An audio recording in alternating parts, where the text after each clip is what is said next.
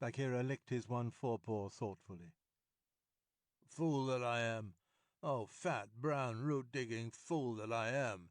said Baloo, uncoiling himself with a jerk. "It is true what Hathi the wild elephant says. To each his own fear. And they, the Bandar-log, fear Kaa, the rock snake. He can climb as well as they can. He steals the young monkeys in the night. The mere whisper of his name makes their wicked tails cold. Let us go to Kaa." "What will he do for us? He is not of our tribe, being footless and with most evil eyes," said Bagheera. "He is very old and very cunning. Above all, he is always hungry," said Baloo hopefully. "Promise him many goats." "He sleeps for a full month after he has once eaten. He may be asleep now, and even were he awake, what if he would rather kill his own goats?" Bagheera, who did not know much about Kaa, was naturally suspicious. "Well, then, in that case, thou and I together, old hunter, may make him see reason." Here Baloo rubbed his faded brown shoulder against the panther, and they went off to look for Kaa, the rock python. They found him stretched out on a warm ledge in the afternoon sun, admiring his beautiful new coat, for he had been in retirement for the last 10 days changing his skin, and now he was very splendid, darting his big blunt-nosed head along the ground, and twisting the 30 feet of his body into fantastic knots and curves, and licking his lips as he thought of his dinner to come. "He has not eaten," said Baloo with a grunt of relief, as soon as he saw the beautifully mottled brown and yellow jacket. "Be careful, Bagheera. He is always a little blind after he has changed his skin, and very quick to strike." Kaa was not a poison snake. In fact, he rather despised the poison snakes for cowards, but his strength lay in his hug, and when he had once lapped his huge coils around anybody, there was no more to be said. "Good hunting!" cried Baloo, sitting up on his haunches. Like all snakes of his breed, Kaa was rather deaf, and did not hear the call at first. Then he curled up ready for any accident, his head lowered. "Good hunting for us all," he answered. "Oh, Baloo, what dost thou do here?" "Good hunting, Bagheera. One of us at least needs food. Is there any news of game afoot? A doe now, or even a young buck? I am as empty as a dried well." "Oh, we are hunting," said Baloo carelessly. He knew that you must not hurry Kaa. He is too big. "Give me permission to come with you," said Kaa. "A blow more or less is nothing to thee, Bagheera or Baloo. But I have to wait and wait for days in a wood path, and climb half a night on the mere chance of a young ape. Psst! No, the branches are not what they were when I was young. Rotten twigs and dry boughs are they all." "Maybe thy great weight has something to do with the matter," said Baloo. "I am a fair length, said Kaa, with a little pride. "But for all that, it is the fault of this new-grown timber. I came very near to falling on my last hunt, very near indeed, and the noise of my slipping, for my tail was not tight wrapped round the tree, waked the Bandar-log, and they called me most evil names."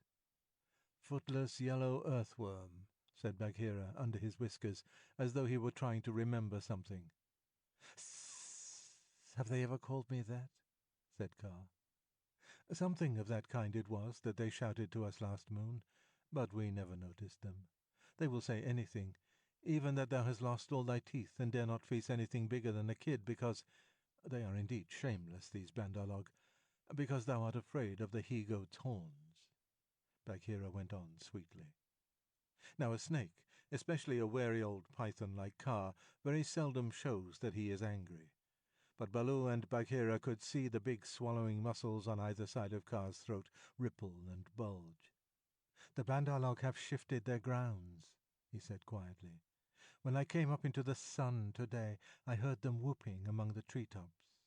It is the Bandar-log that we follow now," said Baloo. But the words stuck in his throat, for this was the first time in his memory that one of the jungle people had owned to being interested in the doings of the monkeys. "Beyond doubt, then, it is no small thing that takes 2 such hunters, leaders in their own jungle, I am certain, on the trail of the Bandar-log," Kaa replied courteously, as he swelled with curiosity. "Indeed," Baloo began, "I am no more than the old and sometimes very foolish teacher of the law to the Seeonee wolf cubs, and Bagheera here—" "Is Bagheera," said the Black Panther, and his jaws shut with a snap, for he did not believe in being humble. "The trouble is this, Kaa. Those nut-stealers and pickers of palm leaves have stolen away our man-cub, of whom thou hast perhaps heard." "I heard some news from Ikki. His quills make him presumptuous, of a man-thing that was entered into a wolf-pack, but I did not believe. Ikki is full of stories half-heard and very badly told." "But it is true. He is such a man-cub as never was," said Baloo. "The best and wisest and boldest of man-cubs. My own pupil, who shall make the name of Baloo famous through all the jungles. And besides, we love him, Kaa." "Tss, tss," said Kaa, shaking his head to and fro. "I also have known what love is. There are tales I could tell that need a clear night when we are all well fed to praise properly," said Bagheera quickly. "Our man-cub is in the hands of the Bandar-log now, and we know that of all the jungle people they fear Kaa alone." "They fear me alone. They have good reason," said Kaa. "Chattering, foolish, vain, vain, foolish, and chattering are the monkeys. But a man-thing in their hands is no good luck. They grow tired of the nuts they pick, and throw them down. They carry a branch half a day, meaning to do great things with it, and then they snap it in two. That manling is not to be envied. They call me also Yellow Fish, was it not?" "Worm, earthworm," said Bagheera, "as well as other things which I cannot now say for shame." "We must remind them to speak well of their master. Ah, we must help their wandering memories. Now whither went they with thy cub?" "The jungle alone knows. Toward the sunset, I believe," said Baloo. "We had thought that thou wouldst know, Kaa." "I? How? I take them when they come in my way, but I do not hunt the Bandar-log, or frogs, or green scum on a water-hole, for that matter." "Up, up, up, up! Hillo, hillo, hillo! Look up, Baloo of the Seeonee wolf pack!" Baloo looked up to see where the voice came from, and there was Ran, the kite, sweeping down with the sun shining on the upturned flanges of his wings. It was near Ran's bedtime, but he had ranged all over the jungle looking for the bear and missed him in the thick foliage. "What is it?" said Baloo. "I have seen Mowgli among the Bandar-log. He bade me tell you. I watched. The Bandar-log have taken him beyond the river to the monkey city, to the cold lairs. They may stay there for a night, or 10 nights, or an hour. I have told the bats to watch through the dark time. That is my message. Good hunting, all you below." "Full gorge and a deep sleep to you, Ran," cried Bagheera. "I will remember thee in my next kill, and put aside the head for thee alone, O best of kites." "It is nothing. It is nothing. The boy held the master word. I could have done no less." And Ran circled up again to his roost. "He has not forgotten to use his tongue," said Baloo, with a chuckle of pride. "To think of one so young remembering the master word for the birds while he was being pulled across trees." "It was most firmly driven into him," said Bagheera. "But I am proud of him. And now we must go to the cold lairs." They all knew where that place was, but few of the jungle people ever went there, because what they called the cold lairs was an old deserted city, lost and buried in the jungle, and beasts seldom use a place that men have once used. The wild boar will, but the hunting tribes do not. Besides, the monkeys lived there, as much as they could be said to live anywhere, and no self-respecting animal would come within eyeshot of it, except in times of drought, when the half-ruined tanks and reservoirs held a little water. "It is half a night's journey, at full speed," said Bagheera. Baloo looked very serious. "I will go as fast as I can," he said anxiously. "We dare not wait for thee. Follow, Baloo. We must go on the quick foot, Kaa and I."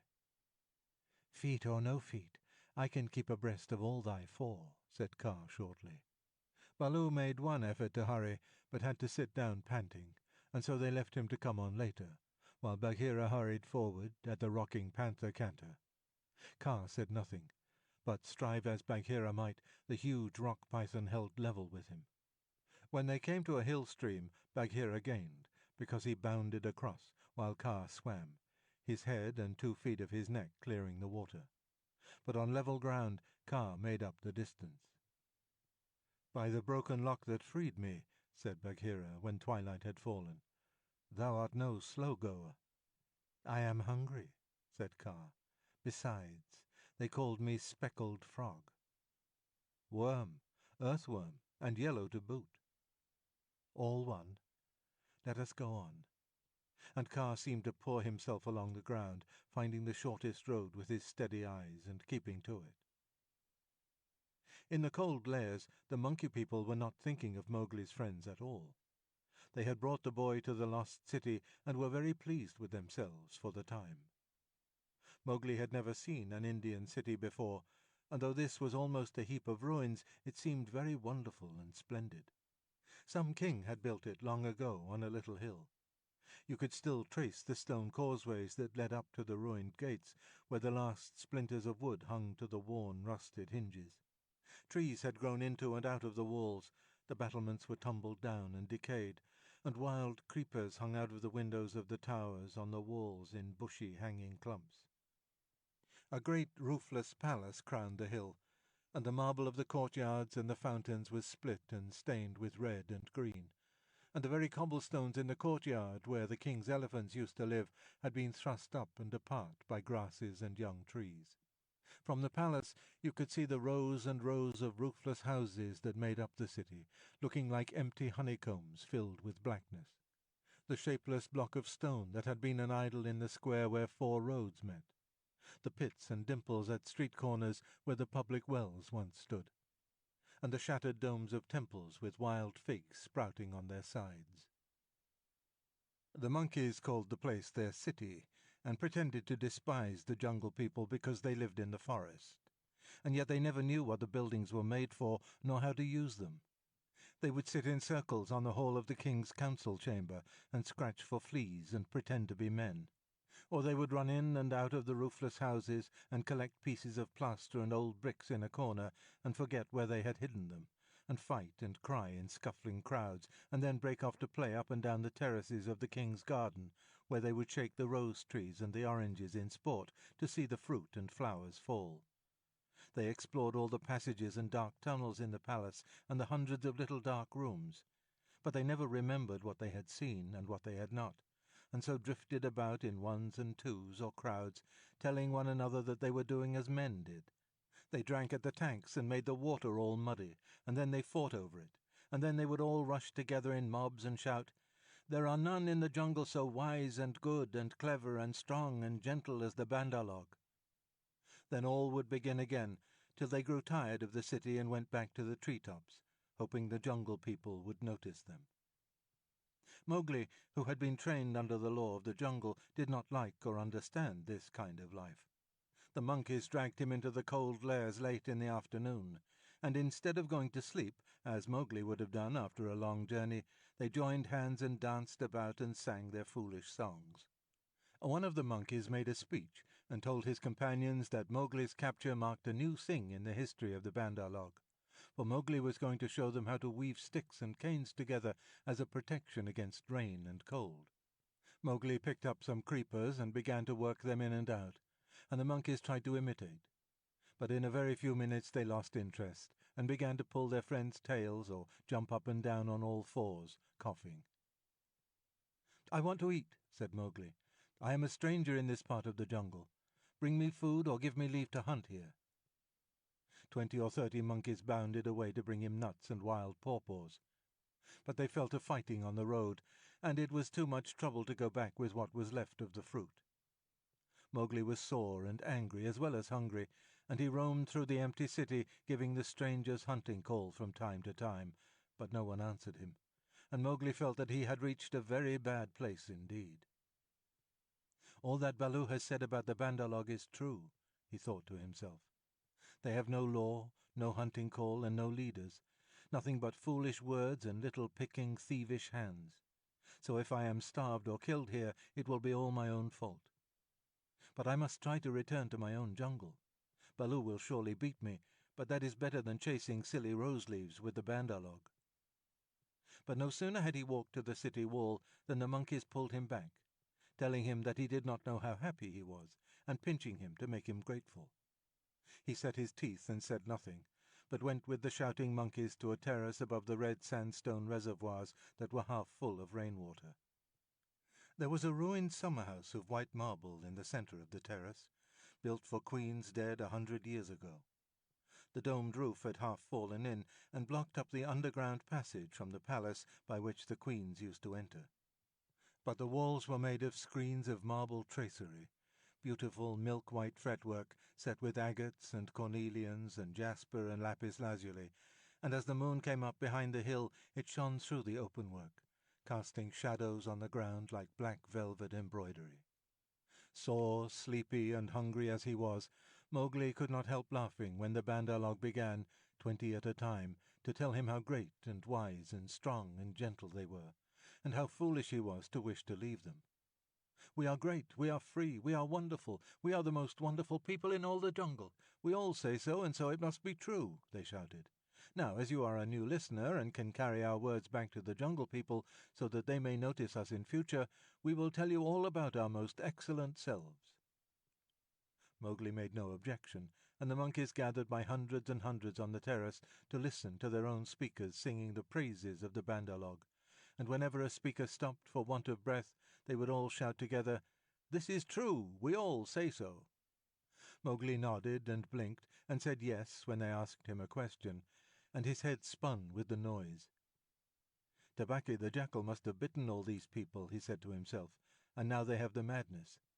Certainly this is Dewani, the madness. Do they never go to sleep? Now there is a cloud coming to cover that moon.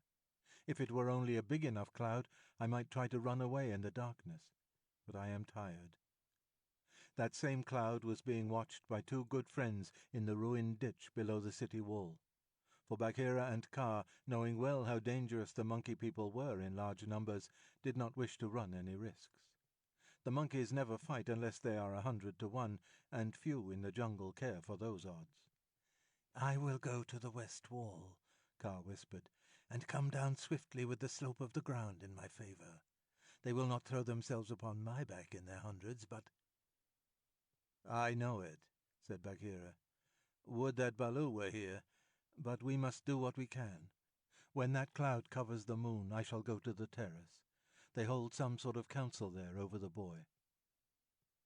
"Good hunting," said Kaa grimly, and glided away to the west wall. That happened to be the least ruined of any, and the big snake was delayed a while before he could find a way up the stones. The cloud hid the moon, and as Mowgli wondered what would come next, he heard Bagheera's light feet on the terrace. The Black Panther had raced up the slope almost without a sound, and was striking, he knew better than to waste time in biting, right and left among the monkeys, who were seated round Mowgli in circles 50 and 60 deep. There was a howl of fright and rage, and then, as Bagheera tripped on the rolling, kicking bodies beneath him, a monkey shouted, "There is only one here! Kill him! Kill!" A scuffling mass of monkeys, biting, scratching, tearing, and pulling, closed over Bagheera, while 5 or 6 laid hold of Mowgli, dragged him up the wall of the summer-house, and pushed him through the hole of the broken dome. A man-trained boy would have been badly bruised, for the fall was a good 10 feet. But Mowgli fell as Baloo had taught him to fall, and landed light. "Stay there," shouted the monkeys, "till we have killed thy friend. Later we will play with thee, if the poisoned people leave thee alive." "We be of one blood, ye and I," said Mowgli, quickly giving the snake's call. He could hear rustling and hissing in the rubbish all round him, and gave the call a second time to make sure. "Down hoods all," said half a dozen low voices. Every old ruin in India becomes sooner or later a dwelling place of snakes, and the old summer-house was alive with cobras. "Stand still, little brother, lest thy feet do us harm." Mowgli stood as quietly as he could, peering through the open work and listening to the furious din of the fight round the Black Panther, the yells and chatterings and scufflings. and Bagheera's deep hoarse cough as he backed and bucked and twisted and plunged under the heaps of his enemies. For the first time since he was born, Bagheera was fighting for his life. Baloo must be at hand. Bagheera would not have come alone, Mowgli thought. And then he called aloud, "To the tank, Bagheera! Roll to the water tanks! Roll and plunge! Get to the water!" Bagheera heard, and the cry that told him Mowgli was safe gave him new courage. He worked his way desperately, inch by inch, straight for the reservoirs, hitting in silence. Then, from the ruined wall nearest the jungle, rose up the rumbling war shout of Baloo. The old bear had done his best, but he could not come before. "Bagheera," he shouted, "I am here. I climb. Hi, haste. Ahura. The stones slip under my feet.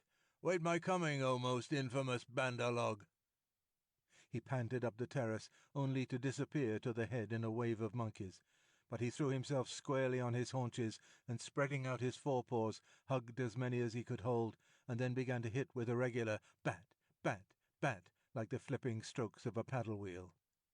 A crash and a splash told Mowgli that Bagheera had fought his way to the tank, where the monkeys could not follow.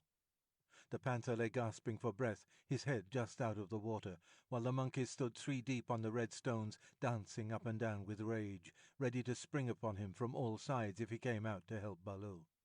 It was then that Bagheera lifted up his dripping chin, and in despair gave the snake's call for protection. "We be of one blood, ye and I," for he believed that Kaa had turned tail at the last minute. Even Baloo, half smothered under the monkeys on the edge of the terrace, could not help chuckling as he heard the big black panther asking for help. Kaa had only just worked his way over the west wall, landing with a wrench that dislodged a coping stone into the ditch. He had no intention of losing any advantage of the ground, and coiled and uncoiled himself once or twice to be sure that every foot of his long body was in working order. All that while the fight with Baloo went on, and the monkeys yelled in the tank round Bagheera, and Mang, the bat, flying to and fro, carried the news of the great battle over the jungle, till even Hathi, the wild elephant, trumpeted, and, far away, scattered bands of the monkey folk woke and came leaping along the tree roads to help their comrades in the cold lairs, and the noise of the fight roused all the daybirds for miles around.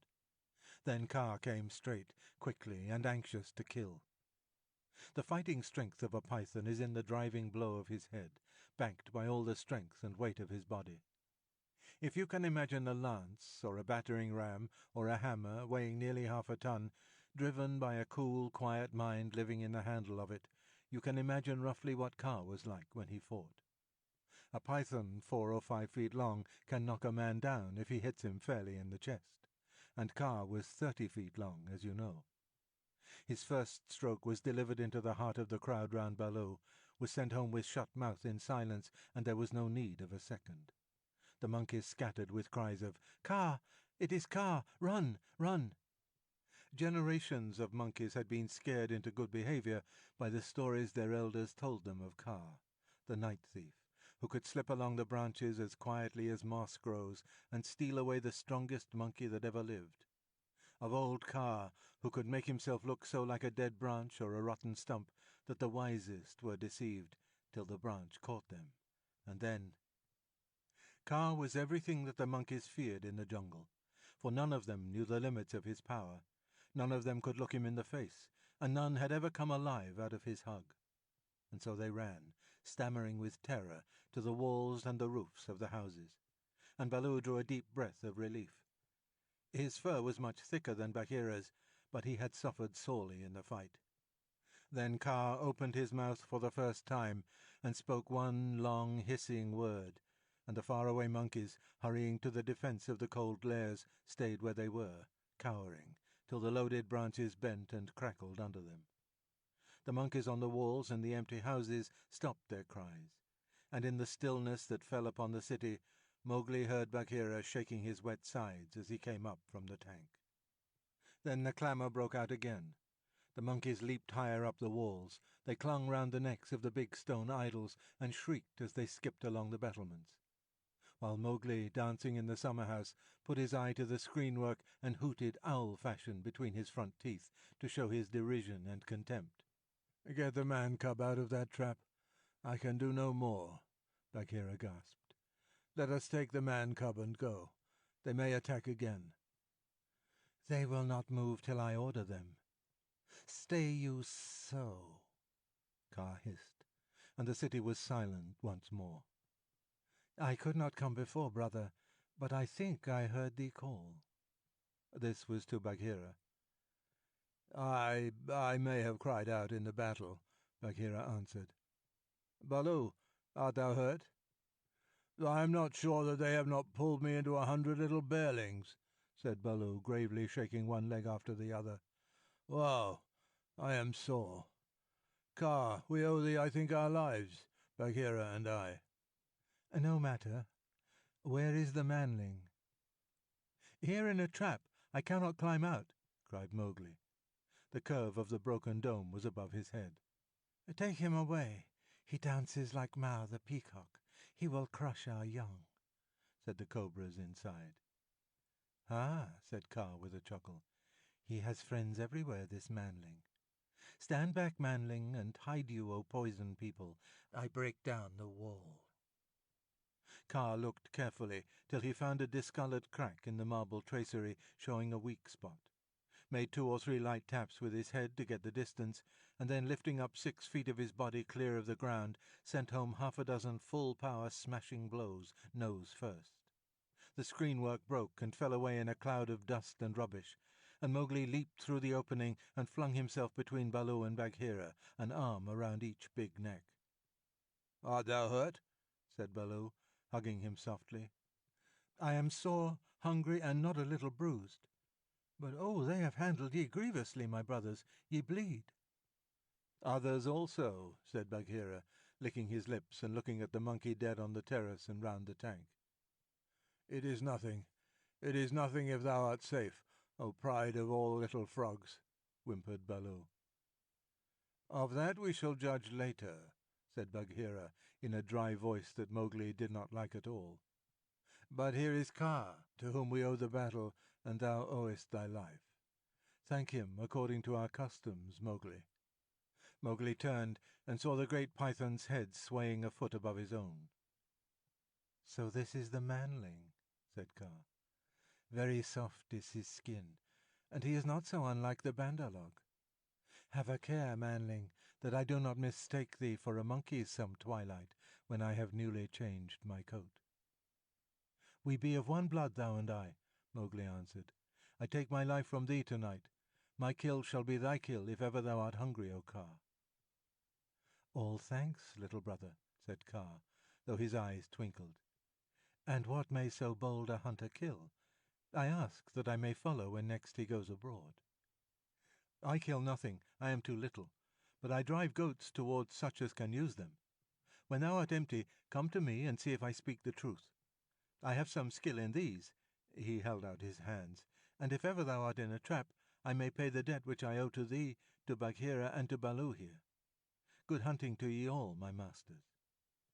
Well said, growled Baloo, for Mowgli had returned thanks very prettily.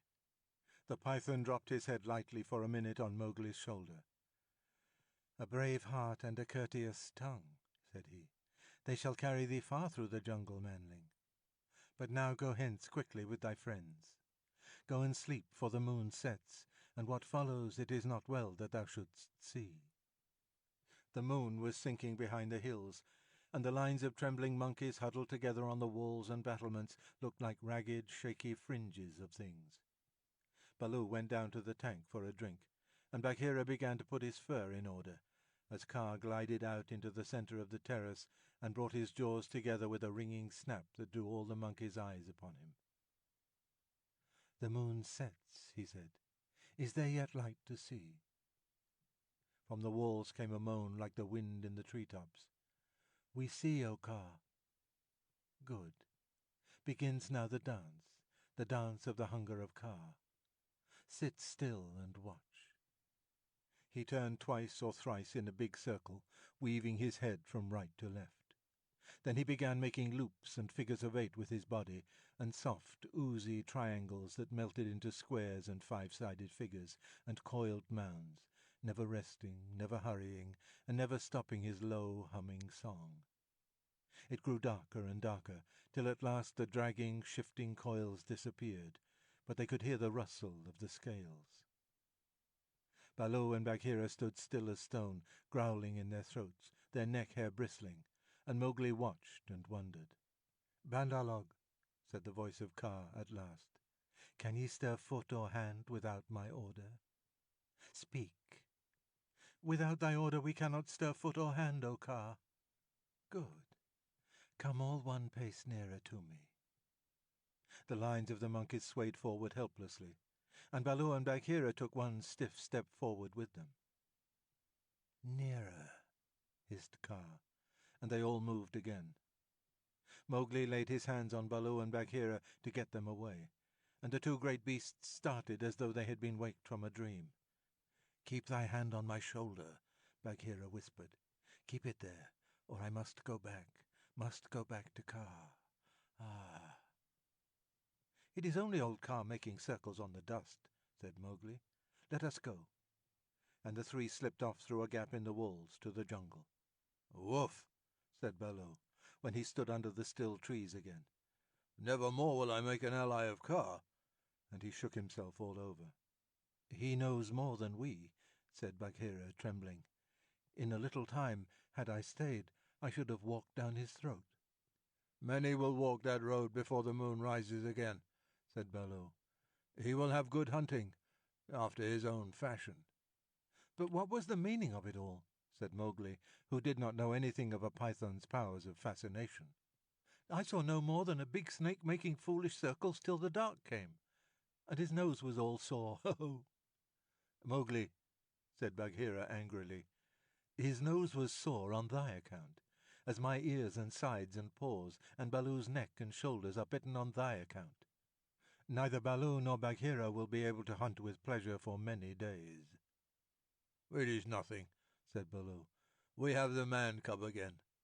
"True, but he has cost us most heavily in time which might have been spent in good hunting, in wounds, in hair I am half plucked along my back, and last of all in honour. For remember, Mowgli, I, who am the Black Panther, was forced to call upon Kaa for protection, and Baloo and I were both made stupid as little birds by the hunger dance.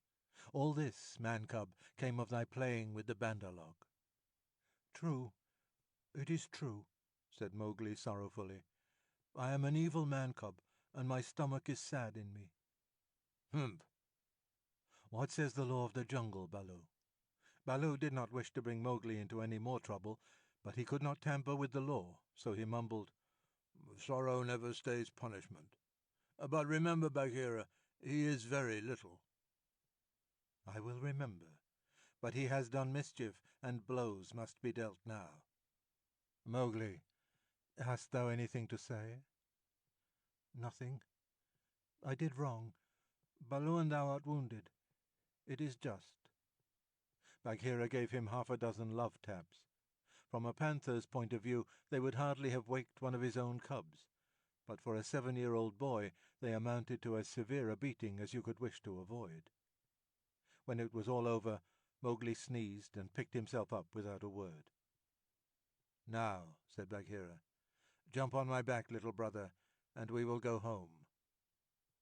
One of the beauties of jungle law is that punishment settles all scores. There is no nagging afterward. Mowgli laid his head down on Bagheera's back, and slept so deeply that he never waked when he was put down by Mother Wolf's side in the home cave. Road Song of the Bandar-log. Here we go in a flung festoon, halfway up to the jealous moon. Don't you envy our pranceful bands? Don't you wish you had extra hands? Wouldn't you like it if your tails were so, curved in the shape of a Cupid's bow? Well, now you're angry, but never mind. Brother, thy tail hangs down behind. Here we sit in a branchy row, thinking of beautiful things we know, dreaming of deeds that we mean to do, all complete in a minute or two. Something noble and grand and good, won by merely wishing we could. Now we're going to... Never mind. Brother, thy tail hangs down behind. All the talk we have ever heard, uttered by bat or beast or bird, hide or fin or scale or feather, jabber it quickly and all together. Excellent, wonderful, once again. Now we are talking just like men. Let's pretend we are— Never mind. Brother, thy tail hangs down behind. This is the way of the monkey kind. Then join our leaping lines that scumfish through the pines, that rocket by where, light and high, the wild grape swings, by the rubbish in our wake, and the noble noise we make. Be sure, we're going to do some splendid things. Tiger, tiger. What of the hunting, hunter bold? Brother, the watch was long and cold. What of the quarry ye went to kill? Brother, he crops in the jungle still. Where is the power that made your pride? Brother, it ebbs from my flank and side. Where is the haste that ye hurry by? Brother, I go to my lair to die. Tiger, tiger. Now we must go back to the last tale but one. When Mowgli left the wolf's cave after the fight with the pack at the Council Rock, he went down to the ploughed lands where the villagers lived. But he would not stop there because it was too near to the jungle, and he knew that he had made at least one bad enemy at the council. So he hurried on, keeping to the rough road that ran down the valley, and followed it at a steady jog-trot for nearly 20 miles, till he came to a country that he did not know. The valley opened out into a great plain, dotted over with rocks and cut up by ravines. At one end stood a little village, and at the other the thick jungle came down in a sweep to the grazing grounds, and stopped there as though it had been cut off with a hoe. All over the plain cattle and buffaloes were grazing, and when the little boys in charge of the herd saw Mowgli, they shouted and ran away, and the yellow pariah dogs that hang about every Indian village barked. Mowgli walked on, for he was feeling hungry, and when he came to the village gate he saw the big thorn bush that was drawn up before the gate at twilight pushed to one side. "Humph," he said, for he had come across more than one such barricade in his night rambles after things to eat. "So men are afraid of the people of the jungle here also." He sat down by the gate, and when a man came out he stood up, opened his mouth, and pointed down it to show that he wanted food. The man stared and ran back up the one street of the village, shouting for the priest, who was a big, fat man dressed in white, with a red and yellow mark on his forehead. The priest came to the gate, and with him at least 100 people, who stared and talked and shouted and pointed at Mowgli. "They have no manners, these menfolk," said Mowgli to himself. "Only the grey ape would behave as they do." So he threw back his long hair and frowned at the crowd. "What is there to be afraid of?" said the priest. "Look at the marks on his arms and legs. They are the bites of wolves. He is but a wolf-child run away from the jungle." Of course, in playing together, the cubs had often nipped Mowgli harder than they intended, and there were white scars all over his arms and legs. But he would have been the last person in the world to call these bites, for he knew what real biting meant.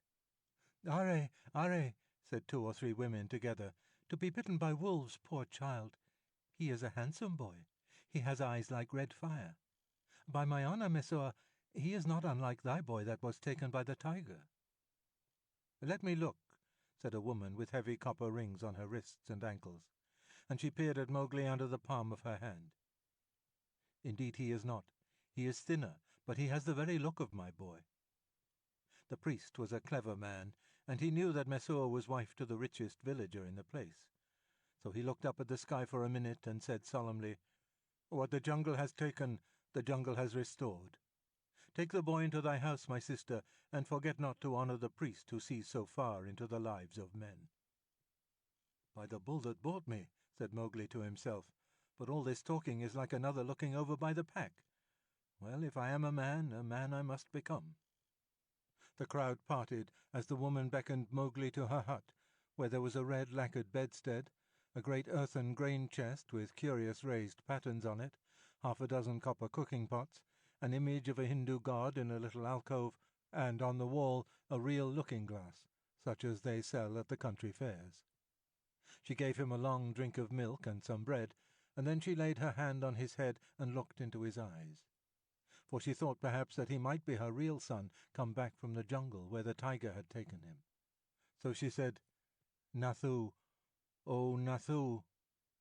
Mowgli did not show that he knew the name. "Dost thou not remember the day when I gave thee thy new shoes?" She touched his foot, and it was almost as hard as horn. "No," she said sorrowfully, "those feet have never worn shoes. But thou art very like my Nathu, and thou shalt be my son." Mowgli was uneasy, because he had never been under a roof before. But as he looked at the thatch, he saw that he could tear it out any time if he wanted to get away, and that the window had no fastenings. "What is the good of a man," he said to himself at last, "if he does not understand man's talk? Now I am as silly and dumb as a man would be with us in the jungle. I must learn their talk." It was not for fun that he had learned while he was with the wolves to imitate the challenge of bucks in the jungle and the grunt of the little wild pig. So as soon as Messua pronounced a word, Mowgli would imitate it almost perfectly, and before dark he had learned the names of many things in the hut. There was a difficulty at bedtime, because Mowgli would not sleep under anything that looked so like a panther trap as that hut, and when they shut the door he went through the window. "Give him his will," said Messua's husband. "Remember he can never till now have slept on a bed. If he is indeed sent in the place of our son, he will not run away." So Mowgli stretched himself in some long, clean grass at the edge of the field, but before he had closed his eyes a soft grey nose poked him under the chin. "Phew!" said Grey Brother. He was the eldest of Mother Wolf's cubs. "This is a poor reward for following thee 20 miles. Thou smellest of wood smoke and cattle, altogether like a man already. Wake, little brother, I bring news." "Are all well in the jungle?" said Mowgli, hugging him. "All except the wolves that were burned with the red flower. Now listen. Shere Khan has gone away to hunt far off till his coat grows again, for he is badly singed. When he returns, he swears that he will lay thy bones in the Wengunga. There are 2 words to that. I also have made a little promise. But news is always good. I am tired tonight, very tired, with new things, Grey Brother. But bring me the news always." "Thou wilt not forget that thou art a wolf? Men will not make thee forget?" said Grey Brother anxiously. "Never. I will always remember that I love thee and all in our cave. But also I will always remember that I have been cast out of the pack." "And that thou mayest be cast out of another pack. Men are only men, little brother, and their talk is like the talk of frogs in a pond. When I come down here again, I will wait for thee in the bamboos at the edge of the grazing ground." For 3 months after that night, Mowgli hardly ever left the village gate. He was so busy learning the ways and customs of men. First he had to wear a cloth round him, which annoyed him horribly, and then he had to learn about money, which he did not in the least understand, and about ploughing, of which he did not see the use. Then the little children in the village made him very angry. Luckily, the law of the jungle had taught him to keep his temper, for in the jungle life and food depend on keeping your temper. But when they made fun of him because he would not play games or fly kites, or because he mispronounced some word, only the knowledge that it was unsportsmanlike to kill little naked cubs kept him from picking them up and breaking them in 2. He did not know his own strength in the least. In the jungle he knew he was weak compared with the beasts, but in the village people said he was as strong as a bull. And Mowgli had not the faintest idea of the difference that caste makes between man and man. When the potter's donkey slipped in the clay pit, Mowgli hauled it out by the tail and helped to stack the pots for their journey to the market at Kaniwara. That was very shocking too, for the potter is a low-caste man and his donkey is worse. When the priest scolded him, Mowgli threatened to put him on the donkey too, and the priest told Messua's husband that Mowgli had better be set to work as soon as possible. And the village headman told Mowgli that he would have to go out with the buffaloes next day and herd them while they grazed. No one was more pleased than Mowgli, and that night, because he had been appointed a servant of the village, as it were, he went off to a circle that met every evening on a masonry platform under a great fig tree. It was the village club, and the headman and the watchman and the barber, who knew all the gossip of the village, and old Buldeo, the village hunter, who had a tower musket, met and smoked. The monkeys sat and talked in the upper branches, and there was a hole under the platform where a cobra lived, and he had his little platter of milk every night because he was sacred. And the old men sat around the tree and talked and pulled at the big hookahs, the water pipes, till far into the night. They told wonderful tales of gods and men and ghosts, and Buldeo told even more wonderful ones of the ways of beasts in the jungle, till the eyes of the children sitting outside the circle bulged out of their heads. Most of the tales were about animals, for the jungle was always at their door. The deer and the wild pig grubbed up their crops, and now and again the tiger carried off a man at twilight within sight of the village gates. Mowgli, who naturally knew something about what they were talking of, had to cover his face not to show that he was laughing, while Buldeo, the tower musket across his knees, climbed on from one wonderful story to another, and Mowgli's shoulders shook. Buldeo was explaining how the tiger that had carried away Messua's son was a ghost tiger, and his body was inhabited by the ghost of a wicked old money-lender who had died some years ago. "And I know that this is true," he said, "because Purun Das always limped from the blow that he got in a riot when his account books were burned, and the tiger that I speak of, he limps too, for the tracks of his pads are unequal." "True, that must be the truth," said the greybeards, nodding together. "Are all these tales such cobwebs and moon talk?" said Mowgli. "That tiger limps because he was born lame, as everyone knows. To talk of the soul of a money-lender in a beast that never had the courage of a jackal is child talk." Buldeo was speechless with surprise for a moment, and the headman stared. "Oh, it is the jungle brat, is it?" said Buldeo.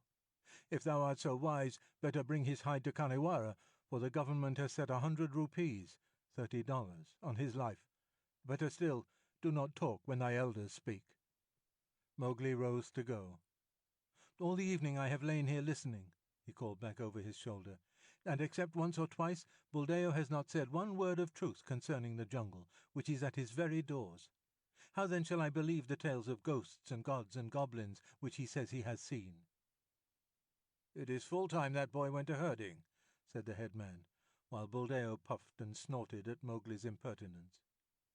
The custom of most Indian villages is for a few boys to take the cattle and buffaloes out to graze in the early morning and bring them back at night, and the very cattle that would trample a white man to death allow themselves to be banged and bullied and shouted at by children that hardly come up to their noses. So long as the boys keep with the herds, they are safe, for not even the tiger will charge a mob of cattle. But if they straggle to pick flowers or hunt lizards, they are sometimes carried off.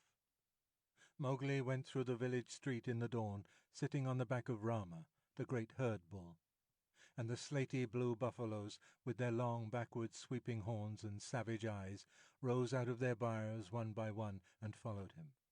And Mowgli made it very clear to the children with him that he was the master. He beat the buffaloes with a long polished bamboo, and told Kamya, one of the boys, to graze the cattle by themselves, while he went on with the buffaloes, and to be very careful not to stray away from the herd. An Indian grazing ground is all rocks and scrub and tussocks and little ravines, among which the herds scatter and disappear. The buffaloes generally keep to the pools and muddy places, where they lie wallowing or basking in the warm mud for hours. Mowgli drove them on to the edge of the plain, where the Waingunga River came out of the jungle. Then he dropped from Rama's neck, trotted off to a bamboo clump, and found Grey Brother. "Ah," said Grey Brother, "I have waited here very many days. What is the meaning of this cattle-herding work?" "It is an order," said Mowgli. "I am a village herd for a while. What news of Shere Khan?" "He has come back to this country, and has waited here a long time for thee. Now he has gone off again, for the game is scarce. But he means to kill thee." "Very good," said Mowgli. "So long as he is away, do thou or one of the brothers sit on that rock, so that I can see thee as I come out of the village. When he comes back, wait for me in the ravine by the dark tree in the center of the plain. We need not walk into Shere Khan's mouth." Then Mowgli picked out a shady place and lay down and slept while the buffaloes grazed round him. Herding in India is one of the laziest things in the world.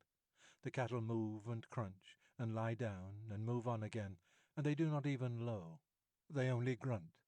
And the buffaloes very seldom say anything, but get down into the muddy pools one after another, and work their way into the mud till only their noses and staring china-blue eyes show above the surface, and there they lie like logs.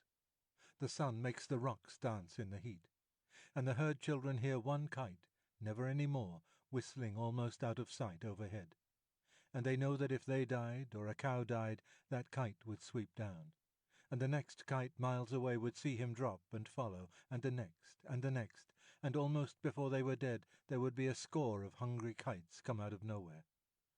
Then they sleep and wake and sleep again, and weave little baskets of dried grass and put grasshoppers in them, or catch 2 praying mantises and make them fight, or string a necklace of red and black jungle nuts, or watch a lizard basking on a rock, or a snake hunting a frog near the wallows. Then they sing long, long songs with odd native quavers at the end of them, and the day seems longer than most people's whole lives. And perhaps they make a mud castle with mud figures of men and horses and buffaloes, and put reeds into the men's hands and pretend that they are kings, and the figures are their armies, or that they are gods to be worshipped.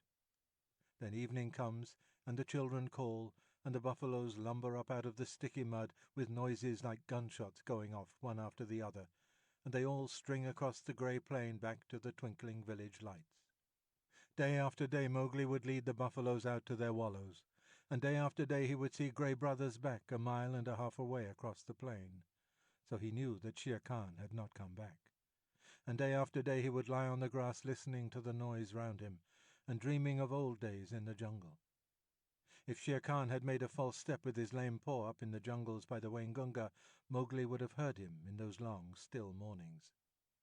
At last a day came when he did not see Grey Brother at the signal place, and he laughed, and headed the buffaloes for the ravine by the dak tree, which was all covered with golden red flowers.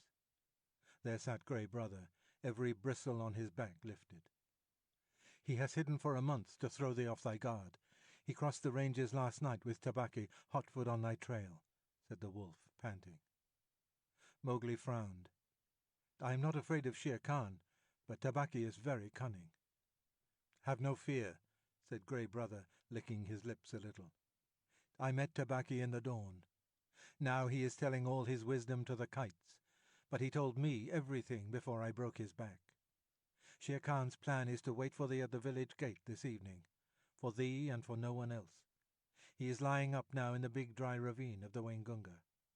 "Has he eaten today, or does he hunt empty?" said Mowgli, for the answer meant life or death to him. "He killed at dawn, a pig, and he has drunk too. Remember, Shere Khan could never fast even for the sake of revenge." "Oh, fool, fool, what a cub's cub it is! Eaten and drunk too, and he thinks that I shall wait till he has slept. Now where does he lie up? If there were but 10 of us we might pull him down as he lies. These buffaloes will not charge unless they wind him, and I cannot speak their language. Can we get behind his track so that they may smell it?" "He swam far down the Waingunga to cut that off," said Grey Brother. "Tabaki told him that, I know. He would never have thought of it alone." Mowgli stood with his finger in his mouth, thinking. "The big ravine of the Waingunga. That opens out on the plain not 1/2 mile from here. I can take the herd round through the jungle to the head of the ravine, and then sweep down. But he would slink out at the foot. We must block that end. Grey Brother, canst thou cut the herd in 2 for me?" "Not I, perhaps, but I have brought a wise helper." Grey Brother trotted off and dropped into a hole.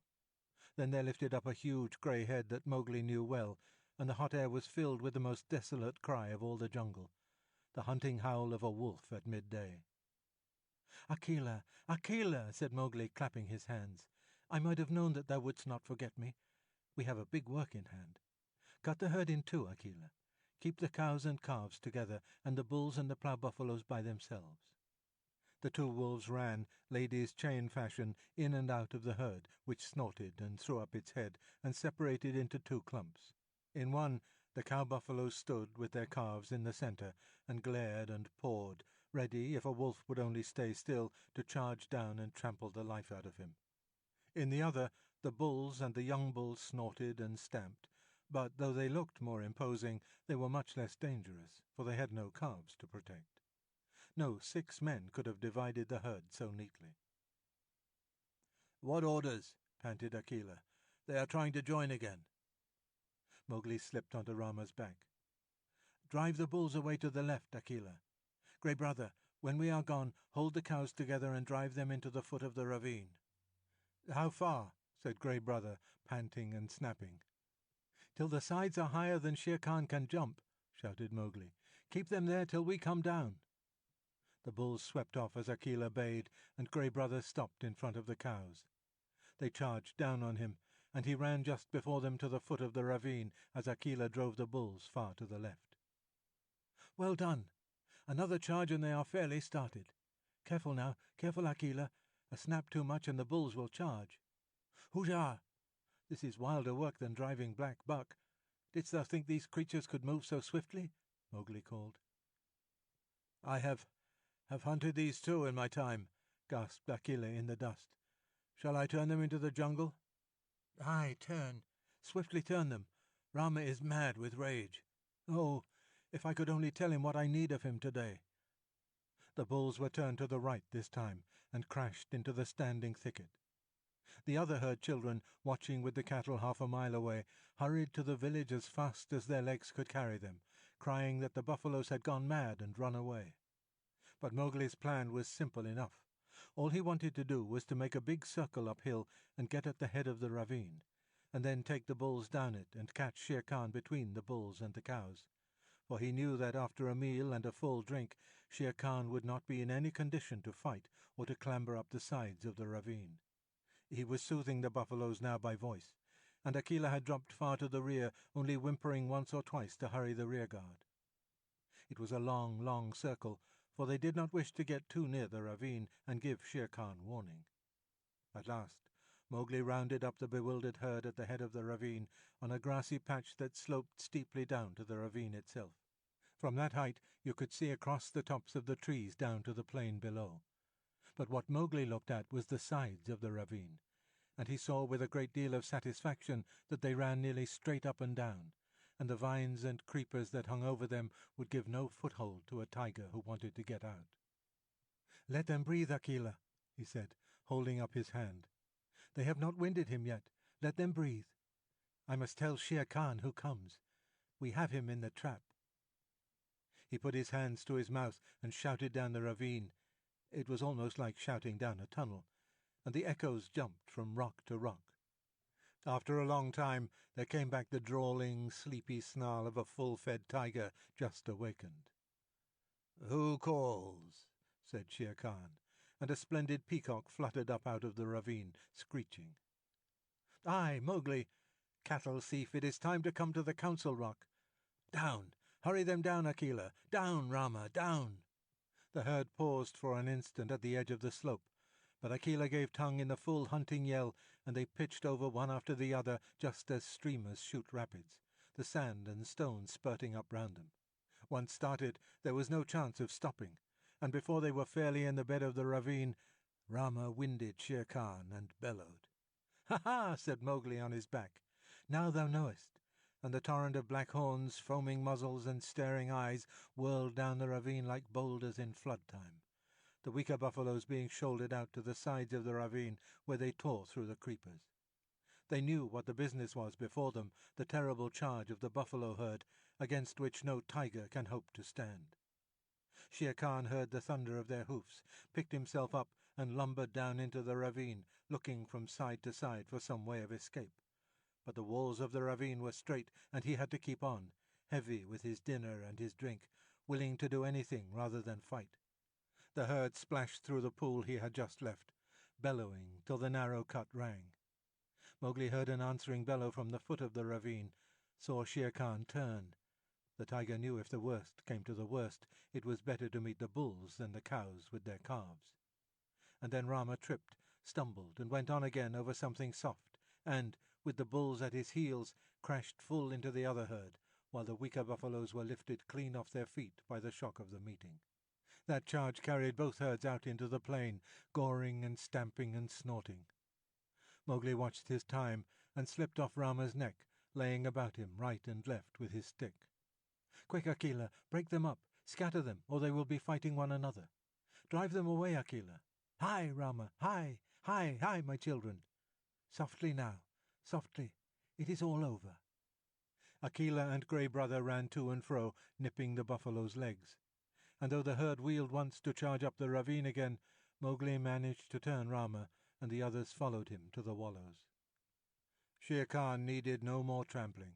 He was dead, and the kites were coming for him already. "Brothers, that was a dog's death," said Mowgli, feeling for the knife he always carried in a sheath round his neck now that he lived with men. "But he would never have shown fight. His hide will look well on the Council Rock. We must get to work swiftly." A boy trained among men would never have dreamed of skinning a 10-foot tiger alone. But Mowgli knew better than anyone else how an animal's skin is fitted on and how it can be taken off. But it was hard work, and Mowgli slashed and tore and grunted for an hour, while the wolves lolled out their tongues or came forward and tugged as he ordered them. Presently a hand fell on his shoulder, and looking up he saw Buldeo with the Tower musket.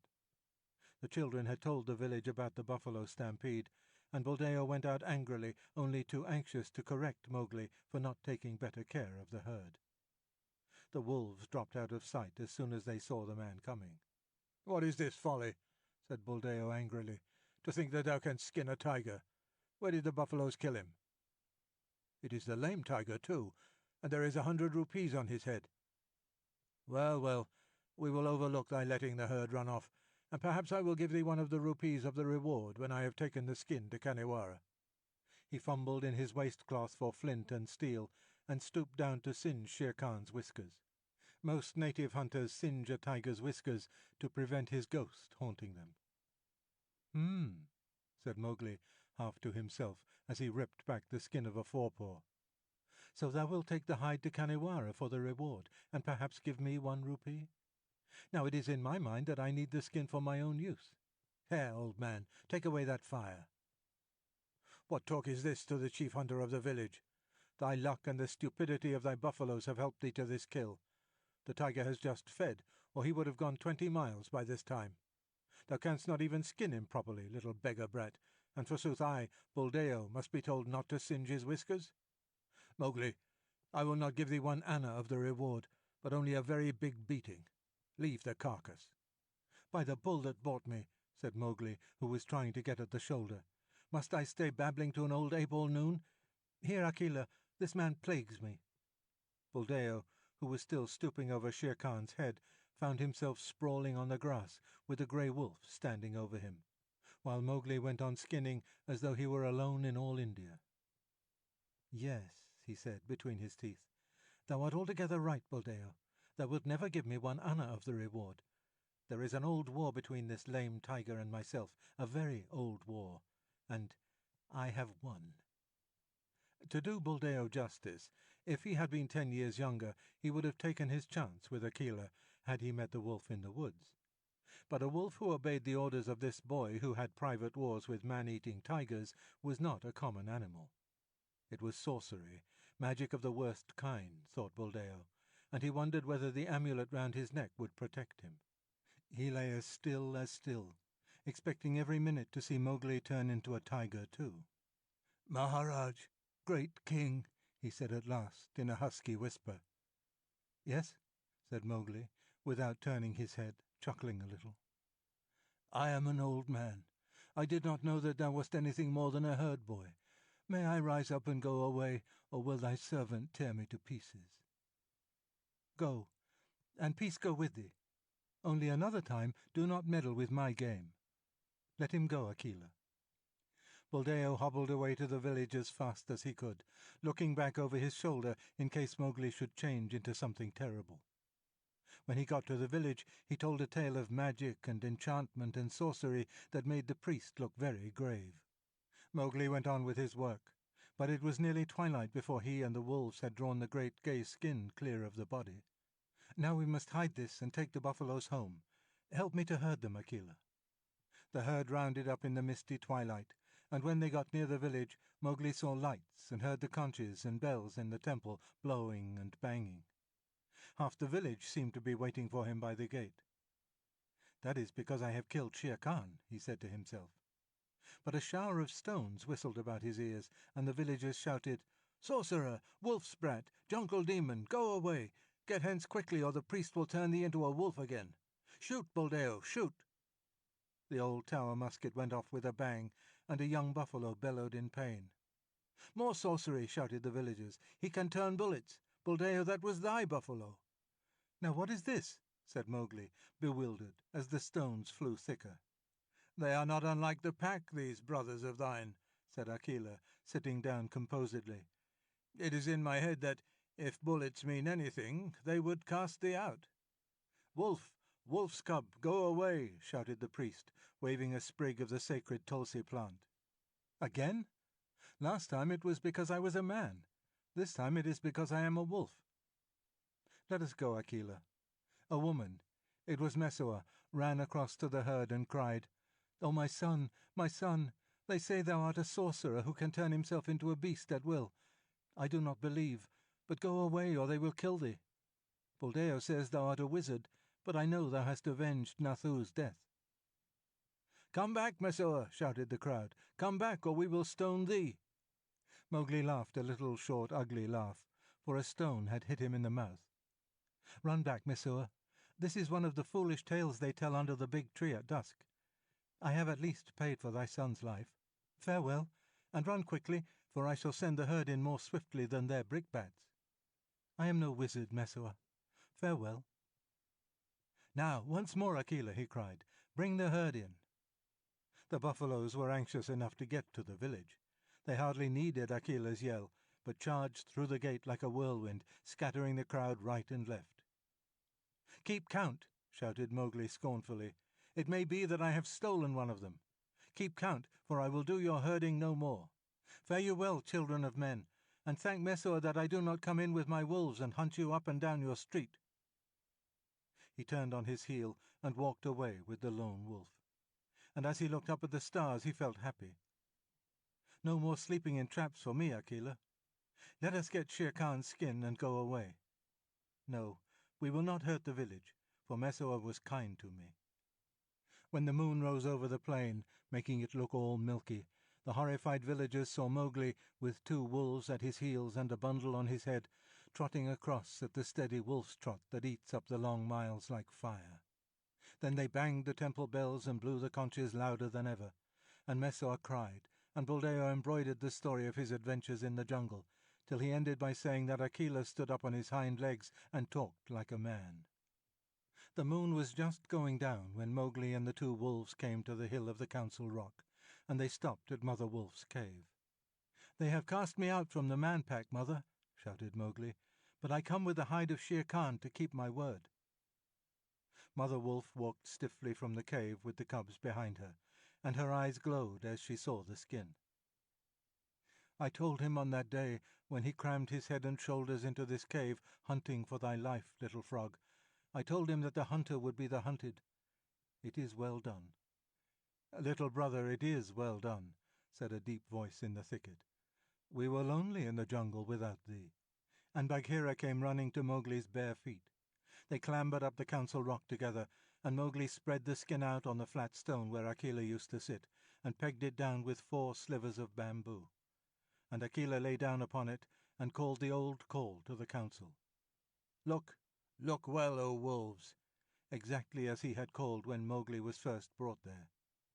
Ever since Akela had been deposed, the pack had been without a leader, hunting and fighting at their own pleasure. But they answered the call from habit, and some of them were lame from the traps they had fallen into, and some limped from shot wounds, and some were mangy from eating bad food, and many were missing.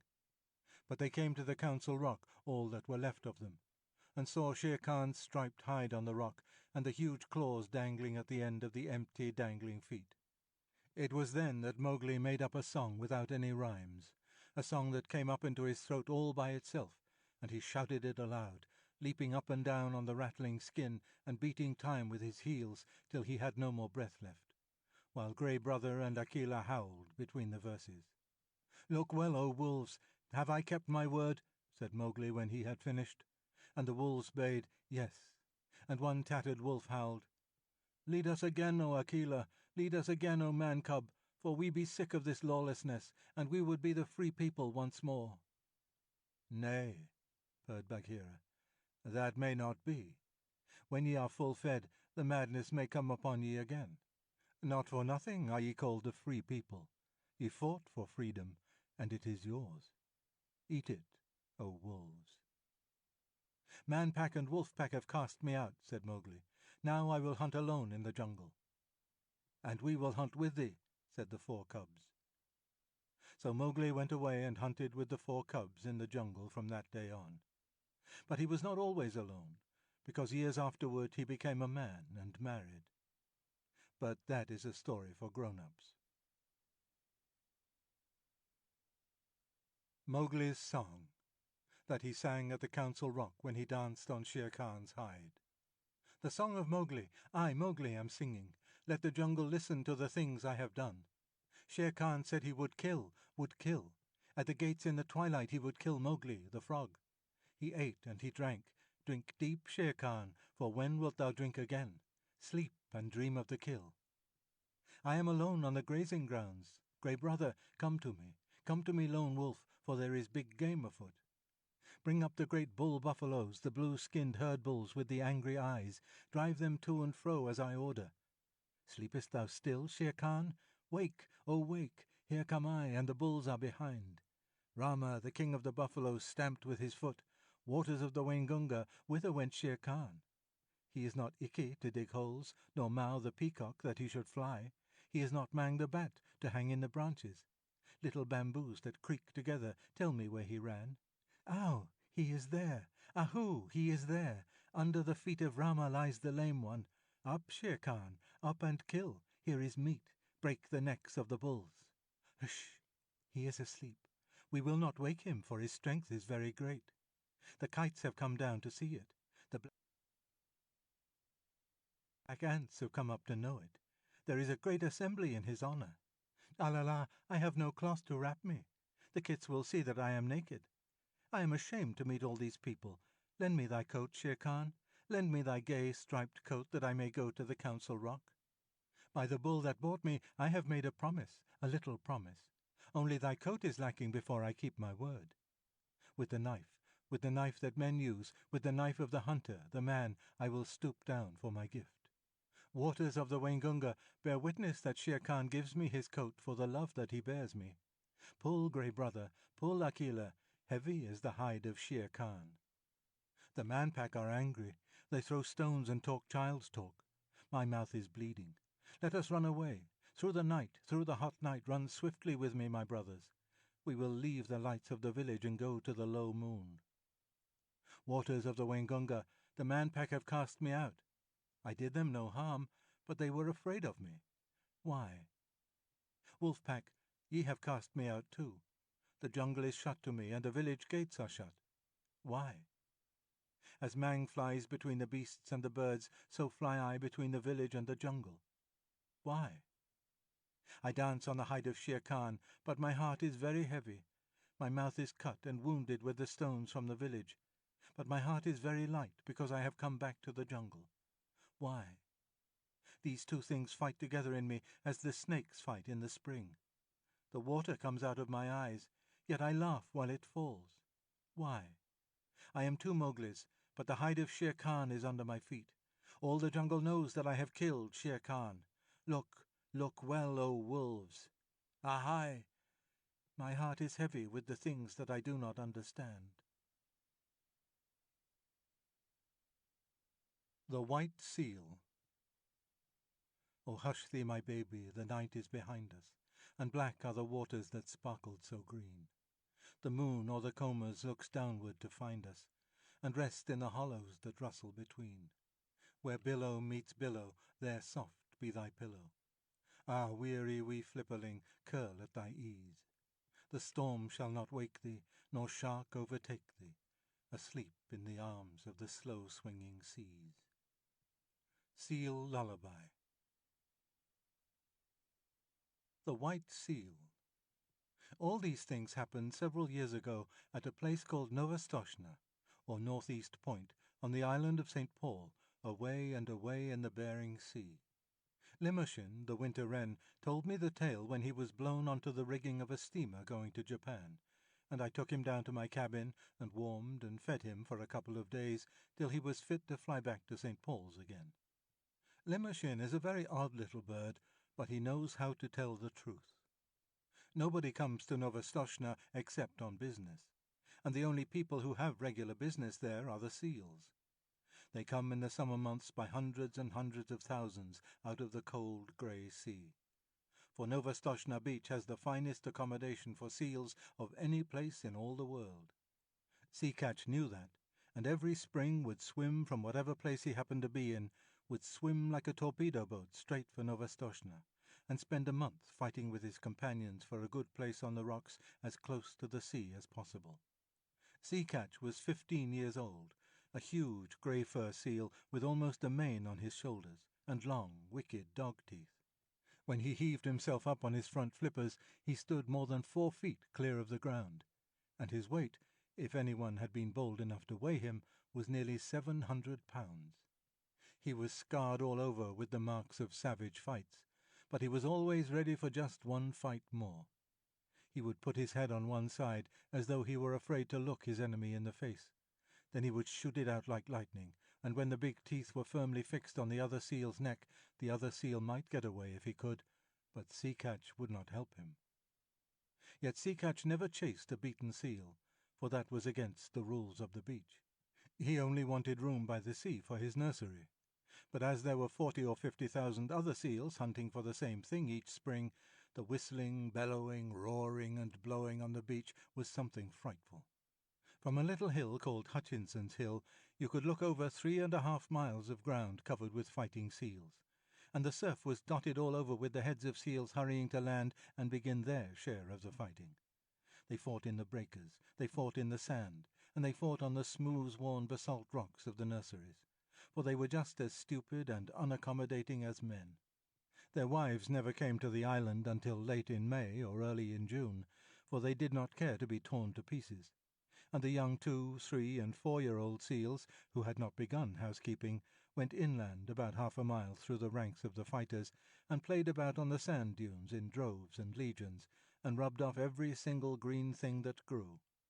They were called the holluschickie, the bachelors, and there were perhaps 200,000 or 300,000 of them at Novostoshna alone.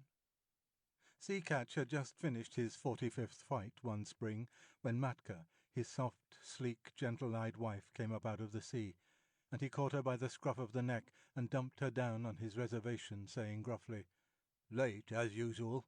Where have you been?" It was not the fashion for Seacatch to eat anything during the 4 months he stayed on the beaches, and so his temper was generally bad. Matka knew better than to answer back. She looked around and cooed, "How thoughtful of you! You've taken the old place again." "I should think I had," said Seacatch. "Look at me." He was scratched and bleeding in 20 places, one eye was almost blind, and his sides were torn to ribbons. "Oh, you men, Matka said, fanning herself with her hind flipper. "Why can't you be sensible and settle your places quietly? You look as though you had been fighting with the killer whale." "I haven't been doing anything but fight since the middle of May. The beach is disgracefully crowded this season. I've met at least 100 seals from Lukannon Beach, house hunting." "Why can't people stay where they belong?" "I've often thought we should be much happier if we hauled out at Otter Island instead of this crowded place," said Matka. "Bah! Only the holluschickie go to Otter Island. If we went there they would say we were afraid. We must preserve appearances, my dear." Seacatch sunk his head proudly between his fat shoulders and pretended to go to sleep for a few minutes. But all the time he was keeping a sharp lookout for a fight. Now that all the seals and their wives were on the land, you could hear their clamour miles out to sea above the loudest gales. At the lowest counting there were over 1,000,000 seals on the beach. Old seals, mother seals, tiny babies, and holluschickie, fighting, scuffling, bleating, crawling, and playing together, going down to the sea and coming up from it in gangs and regiments, lying over every foot of ground as far as the eye could reach, and skirmishing about in brigades through the fog. It is nearly always foggy at Novostoshna, except when the sun comes out and makes everything look all pearly and rainbow-coloured for a little while. Kotick, Matka's baby, was born in the middle of that confusion, and he was all head and shoulders, with pale, watery blue eyes, as tiny seals must be. But there was something about his coat that made his mother look at him very closely. "Sea Catch," she said at last, "our baby is going to be white." "Empty clam-shells and dry seaweed," snorted Sea Catch. "There never has been such a thing in the world as a white seal." "I can't help that," said Matka. "There's going to be now." And she sang the low, crooning seal song that all the mother seals sing to their babies. "You mustn't swim till you're 6 weeks old, or your head will be sunk by your heels. And summer gales and killer whales are bad for baby seals. Are bad for baby seals, dear rat, as bad can be. But splash and grow strong, and you can't be wrong, child of the open sea." Of course, the little fellow did not understand the words at first. He paddled and scrambled about by his mother's side, and learned to scuffle out of the way when his father was fighting with another seal, and the two rolled and roared up and down the slippery rocks. Matka used to go to sea to get things to eat, and the baby was fed only once in 2 days. But then he ate all he could and throve upon it. The first thing he did was to crawl inland, and there he met tens of thousands of babies of his own age, and they played together like puppies, went to sleep on the clean sand, and played again. The old people in the nurseries took no notice of them, and the holluschickie kept to their own grounds, so the babies had a beautiful playtime. When Matka came back from her deep-sea fishing, she would go straight to their playground and call as a sheep calls for a lamb, and wait until she heard Kotick bleat. Then she would take the straightest of straight lines in his direction, striking out with her fore-flippers and knocking the youngsters head over heels right and left. There were always a few hundred mothers hunting for their children through the playgrounds, and the babies were kept lively. But, as Matka told Kotick, "So long as you don't lie in muddy water and get mange, or rub the hard sand into a cut or scratch, and so long as you never go swimming when there is a heavy sea, nothing will hurt you here." Little seals can no more swim than little children, but they are unhappy till they learn. The first time that Kotick went down to the sea, a wave carried him out beyond his depth, and his big head sank and his little hind flippers flew up exactly as his mother had told him in the song. And if the next wave had not thrown him back again, he would have drowned. After that, he learned to lie in a beach pool and let the wash of the waves just cover him and lift him up while he paddled. But he always kept his eye open for big waves that might hurt. He was 2 weeks learning to use his flippers, and all that while he floundered in and out of the water, and coughed and grunted and crawled up the beach and took cat-naps on the sand, and went back again, until at last he found that he truly belonged to the water. Then you can imagine the times that he had with his companions, ducking under the rollers, or coming in on top of a comber and landing with a swash and a splutter as the big wave went whirling far up the beach, or standing up on his tail and scratching his head as the old people did, or playing "I'm the king of the castle" on slippery, weedy rocks that just stuck out of the wash. Now and then he would see a thin fin, like a big shark's fin, drifting along close to shore, and he knew that there was the killer whale, the grampus, who eats young seals when he can get them. And Kotick would head for the beach like an arrow, and the fin would jig off slowly, as if it were looking for nothing at all. Late in October the seals began to leave St. Paul's for the deep sea, by families and tribes, and there was no more fighting over the nurseries, and the holluschickie played anywhere they liked. "Next year," said Matka to Kotick, "you will be a holluschickie, but this year you must learn how to catch fish." They set out together across the Pacific, and Matka showed Kotick how to sleep on his back, with his flippers tucked down by his side and his little nose just out of the water. No cradle is so comfortable as the long, rocking swell of the Pacific. When Kotick felt his skin tingle all over, Matka told him he was learning the feel of the water, and that tingly, prickly feelings meant bad weather coming, and he must swim hard and get away. "In a little time," she said, "you'll know where to swim to. But just now we'll follow Sea Pig, the porpoise, for he is very wise." A school of porpoises were ducking and tearing through the water, and little Kotick followed them as fast as he could. "How do you know where to go to?" he panted. The leader of the school rolled his white eyes and ducked under. "My tail tingles, youngster," he said. "That means there's a gale behind me. Come along. When you're south of the sticky water," he meant the equator, "and your tail tingles, that means there's a gale in front of you and you must head north. Come along. The water feels bad here." This was one of very many things that Kotick learned, and he was always learning. Matka taught him how to follow the cod and the halibut along the undersea banks, and wrench the rockling out of his hole among the weeds, how to skirt the wrecks lying 100 fathoms below water, and dart like a rifle bullet in at one porthole and out at another as the fishes ran, how to dance on top of the waves when the lightning was racing all over the sky, and wave his flipper politely to the stumpy-tailed albatross and the man-of-war hawk as they went down the wind, how to jump 3 or 4 feet clear of the water like a dolphin, flippers close to the side and tail curved, to leave the flying fish alone because they are all bony, to take the shoulder-piece out of a cod at full speed 10 fathoms deep, and never to stop and look at a boat or a ship, but particularly a rowboat. At the end of 6 months, what Kotick did not know about deep-sea fishing was not worth the knowing, and all that time he never set flipper on dry ground. One day, however, as he was lying half asleep in the warm water somewhere off the island of Juan Fernandez, he felt faint and lazy all over, just as human people do when the spring is in their legs, and he remembered the good firm beaches of Novostoshna 7,000 miles away, the games his companions played, the smell of the seaweed, the seal roar and the fighting. That very minute he turned north, swimming steadily, and as he went on he met scores of his mates, all bound for the same place, and they said, "Greeting, Kotick. This year we are all Holluschickie, and we can dance the fire dance in the breakers off Lukannon and play on the new grass. But where did you get that coat?" Kotick's fur was almost pure white now, and though he felt very proud of it, he only said, "Swim quickly, my bones are aching for the land." And so they all came to the beaches where they had been born, and heard the old seals, their fathers, fighting in the rolling mist. That night Kotick danced the fire dance with the yearling seals.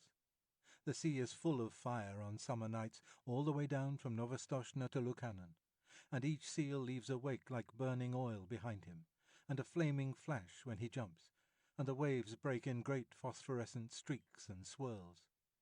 Then they went inland to the Holluschickie grounds, and rolled up and down in the new wild wheat, and told stories of what they had done while they had been at sea. They talked about the Pacific, as boys would talk about a wood that they had been nutting in, and if anyone had understood them, he could have gone away and made such a chart of that ocean as never was. The 3- and 4-year-old Holluschickie romped down from Hutchinson's Hill crying, "Out of the way, youngsters! The sea is deep, and you don't know all that's in it yet. Wait till you've rounded the Horn. Hi, you yearling! Where did you get that white coat?" "I didn't get it," said Kotick. "It grew." And just as he was going to roll the speaker over, a couple of black-haired men with flat red faces came from behind a sand dune, and Kotick, who had never seen a man before, coughed and lowered his head. The Holluschickie just bundled off a few yards and sat staring stupidly. The men were no less than Carrick Buterin, the chief of the seal hunters on the island, and Patalamon, his son. They came from the little village not half a mile from the seal nurseries, and they were deciding what seals they would drive up to the killing pens, for the seals were driven just like sheep, to be turned into sealskin jackets later on. "Oh," said Patalamon, "look, there's a white seal." Carrick Buterin turned nearly white under his oil and smoke, for he was an Aleut, and Aleuts are not clean people. Then he began to mutter a prayer. "Don't touch him, Patalamon. There has never been a white seal since I was born. Perhaps it's old Zaharov's ghost. He was lost last year in the big gale." "I'm not going near him," said Patalamon. "He's unlucky. Do you really think he is old Zaharov come back? I owe him for some gulls' eggs." "Don't look at him," said Carrick. "Head off that drove of 4-year-olds. The men ought to skin 200 today, but it's the beginning of the season, and they are new to the work. 100 will do. Quick!" Patalamon rattled a pair of seal's shoulder bones in front of a herd of Holluschickie, and they stopped dead, puffing and blowing.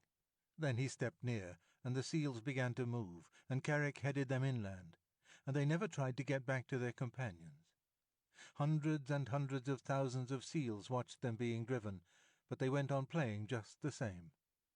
Kotick was the only one who asked questions, and none of his companions could tell him anything, except that the men always drove seals in that way for 6 weeks or 2 months of every year. "I am going to follow," he said, and his eyes nearly popped out of his head as he shuffled along in the wake of the herd. "The white seal is coming after us," cried Petalamon. "That's the first time a seal has ever come to the killing grounds alone." "Hush! Don't look behind you," said Kerick. "It is Zaharov's ghost. I must speak to the priest about this." The distance to the killing grounds was only half a mile, but it took an hour to cover, because if the seals went too fast, Kerick knew that they would get heated, and then their fur would come off in patches when they were skinned. So they went on very slowly, past Sea Lion's Neck, past Webster House, till they came to the salt house, just beyond the sight of the seals on the beach. Kotick followed, panting and wondering. He thought that he was at the world's end, but the roar of the seal nurseries behind him sounded as loud as the roar of a train in a tunnel.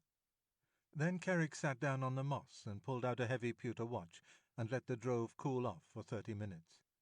And Kotick could hear the fog dew dripping from the brim of his cap. Then 10 or 12 men, each with an iron-bound club 3 or 4 feet long, came up, and Kerick pointed out 1 or 2 of the droves that were bitten by their companions or were too hot, and the men kicked those aside with their heavy boots made of the skin of a walrus's throat. And then Kerick said, "Let go." And then the men clubbed the seals on the head as fast as they could. 10 minutes later, little Kotick did not recognize his friends any more, for their skins were ripped off from the nose to the hind flippers, whipped off and thrown down on the ground in a pile. That was enough for Kotick. He turned and galloped. A seal can gallop very swiftly for a short time, back to the sea, his little new moustache bristling with horror. At Sea Lion's Neck, where the great sea lions sit on the edge of the surf, he flung himself flipper overhead into the cool water and rocked there, gasping miserably. "What's here?" said a sea lion gruffly, for as a rule the sea lions keep themselves to themselves. "Skutchny, ochin skutchny." "I'm lonesome, very lonesome," said Kotick. "They're killing all the holluschickie on all the beaches." The sea lion turned his head inshore. "Nonsense," he said. "Your friends are making as much noise as ever. You must have seen old Kerick polishing off a drove. He's done that for 30 years. "It's horrible," said Kotick, backing water as a wave went over him, and steadying himself with a screw stroke of his flippers that brought him up all standing within 3 inches of a jagged edge of rock. "Well done for a yearling," said the sea lion, who could appreciate good swimming. "I suppose it is rather awful from your way of looking at it. But if you seals will come here year after year, of course the men get to know of it.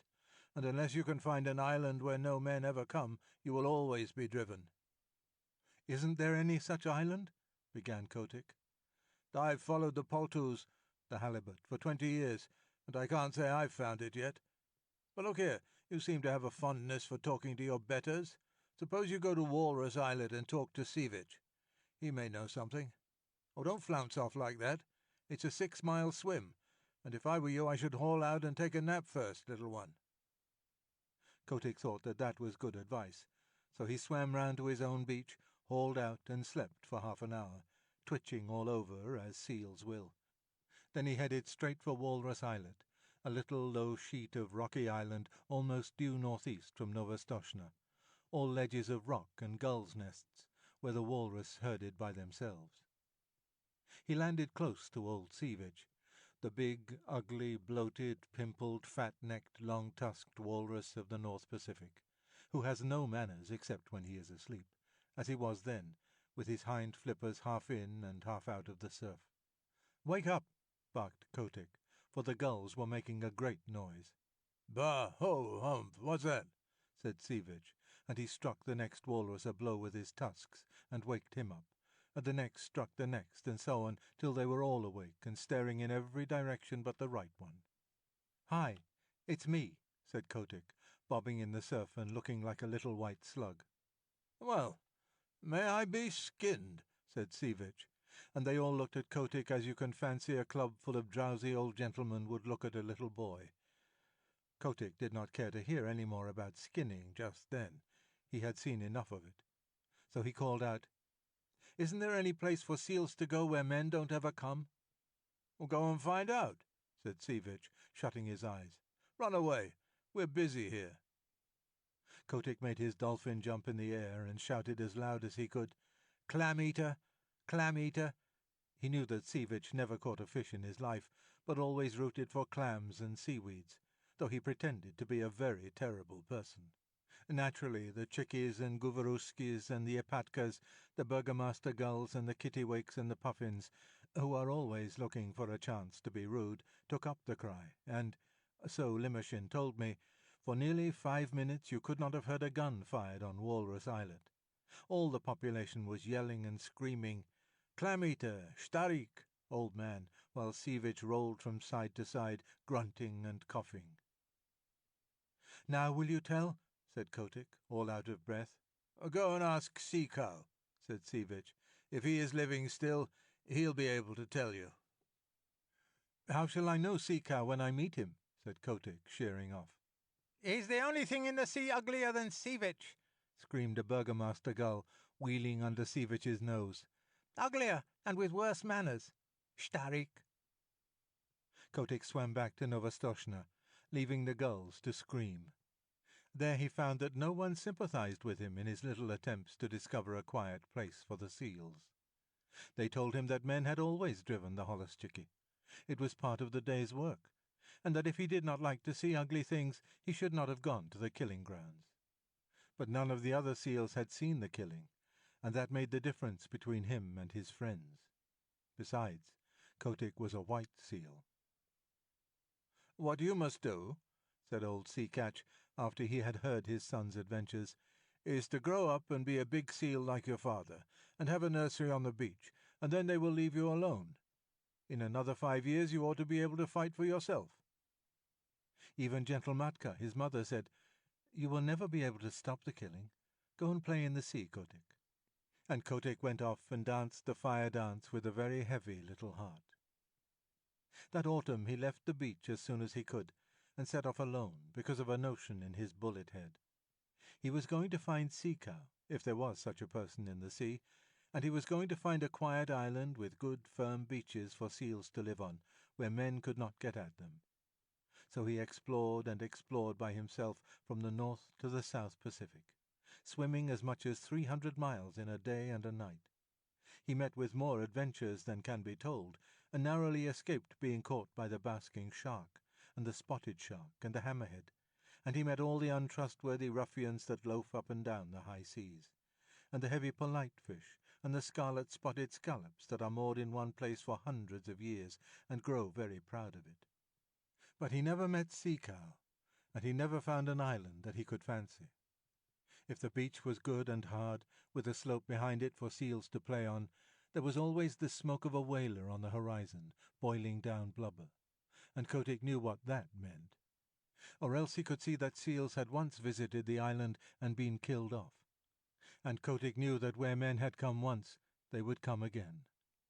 He picked up with an old stumpy-tailed albatross, who told him that Kerguelen Island was the very place for peace and quiet, and when Kotick went down there he was all but smashed to pieces against some wicked black cliffs in a heavy sleet storm with lightning and thunder.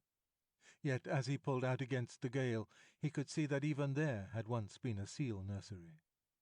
And it was so in all the other islands that he visited. Limoshin gave a long list of them, for he said that Kotick spent 5 seasons exploring, with a 4 months' rest each year at Novostoshna, where the holluschickie used to make fun of him and his imaginary islands. He went to the Galapagos, a horrid dry place on the equator where he was nearly baked to death. He went to the Georgia Islands, the Orkneys, Emerald Island, Little Nightingale Island, Goff's Island, Bouvet's Island, the Crossets, and even to a little speck of an island south of the Cape of Good Hope. But everywhere the people of the sea told him the same things. Seals had come to those islands once upon a time, but men had killed them all off. Even when he swam thousands of miles out of the Pacific and got to a place called Cape Corrientes, that was when he was coming back from Goff's Island, he found a few hundred mangy seals on a rock, and they told him that men came there too.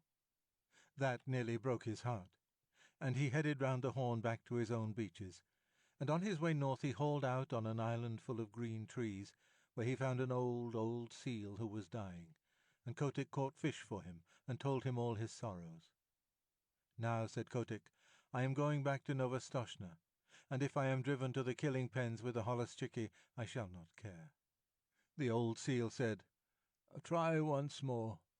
I am the last of the lost rookery of Masafuera, and in the days when men killed us by the 100,000, there was a story on the beaches that some day a white seal would come out of the north and lead the seal people to a quiet place. I am old, and I shall never live to see that day, but others will. Try once more." And Kotick curled up his moustache, it was a beauty, and said, "I am the only white seal that has ever been born on the beaches, and I am the only seal, black or white, who ever thought of looking for new islands." That cheered him immensely, and when he came back to Novostoshna that summer, Matka, his mother, begged him to marry and settle down, for he was no longer a holluschik, but a full-grown sea-catch, with a curly white mane on his shoulders, as heavy, as big, and as fierce as his father. "Give me another season," he said. "Remember, mother, it is always the 7th wave that goes farthest up the beach." Curiously enough, there was another seal who thought that she would put off marrying till the next year, and Kotick danced the fire dance with her all down Lukannon Beach the night before he set off on his last exploration. This time he went westward, because he had fallen on the trail of a great shoal of halibut, and he needed at least 100 pounds of fish a day to keep him in good condition. He chased them till he was tired, and then he curled himself up and went to sleep on the hollows of the ground-swell that sets into Copper Island. He knew the coast perfectly well, so about midnight, when he felt himself gently bumped on a weed bed, he said, "Tide's running strong tonight," and turning over under water, opened his eyes slowly and stretched. Then he jumped like a cat, for he saw huge things nosing about in the shoal water and browsing on the heavy fringes of the weeds. "By the great combers of Magellan," he said, beneath his moustache, "who in the deep sea are these people?" They were like no walrus, sea lion, seal, bear, whale, shark, fish, squid, or scallop that Kotick had ever seen before. They were between 20 and 30 feet long, and they had no hind flippers, but a shovel-like tail that looked as if it had been whittled out of wet leather. Their heads were the most foolish-looking things you ever saw, and they balanced on the ends of their tails in deep water when they weren't grazing, bowing solemnly to one another and waving their front flippers as a fat man waves his arm. "Ahem," said Kotick. "Good sport, gentlemen?" The big things answered by bowing and waving their flippers like the frog footman. When they began feeding again, Kotick saw that their upper lip was split into 2 pieces, that they could twitch apart about a foot and bring together again with a whole bushel of seaweed between the splits. They tucked the stuff into their mouths and chumped solemnly. "Messy style of feeding, that," said Kotick. They bowed again, and Kotick began to lose his temper. "Very good," he said. "If you do happen to have an extra joint in your front flipper, you needn't show off so. I see you bow gracefully, but I should like to know your names." The split lips moved and twitched, and the glassy green eyes stared, but they did not speak. "Well," said Kotick, "you're the only people I've ever met uglier than Sivich, and with worse manners."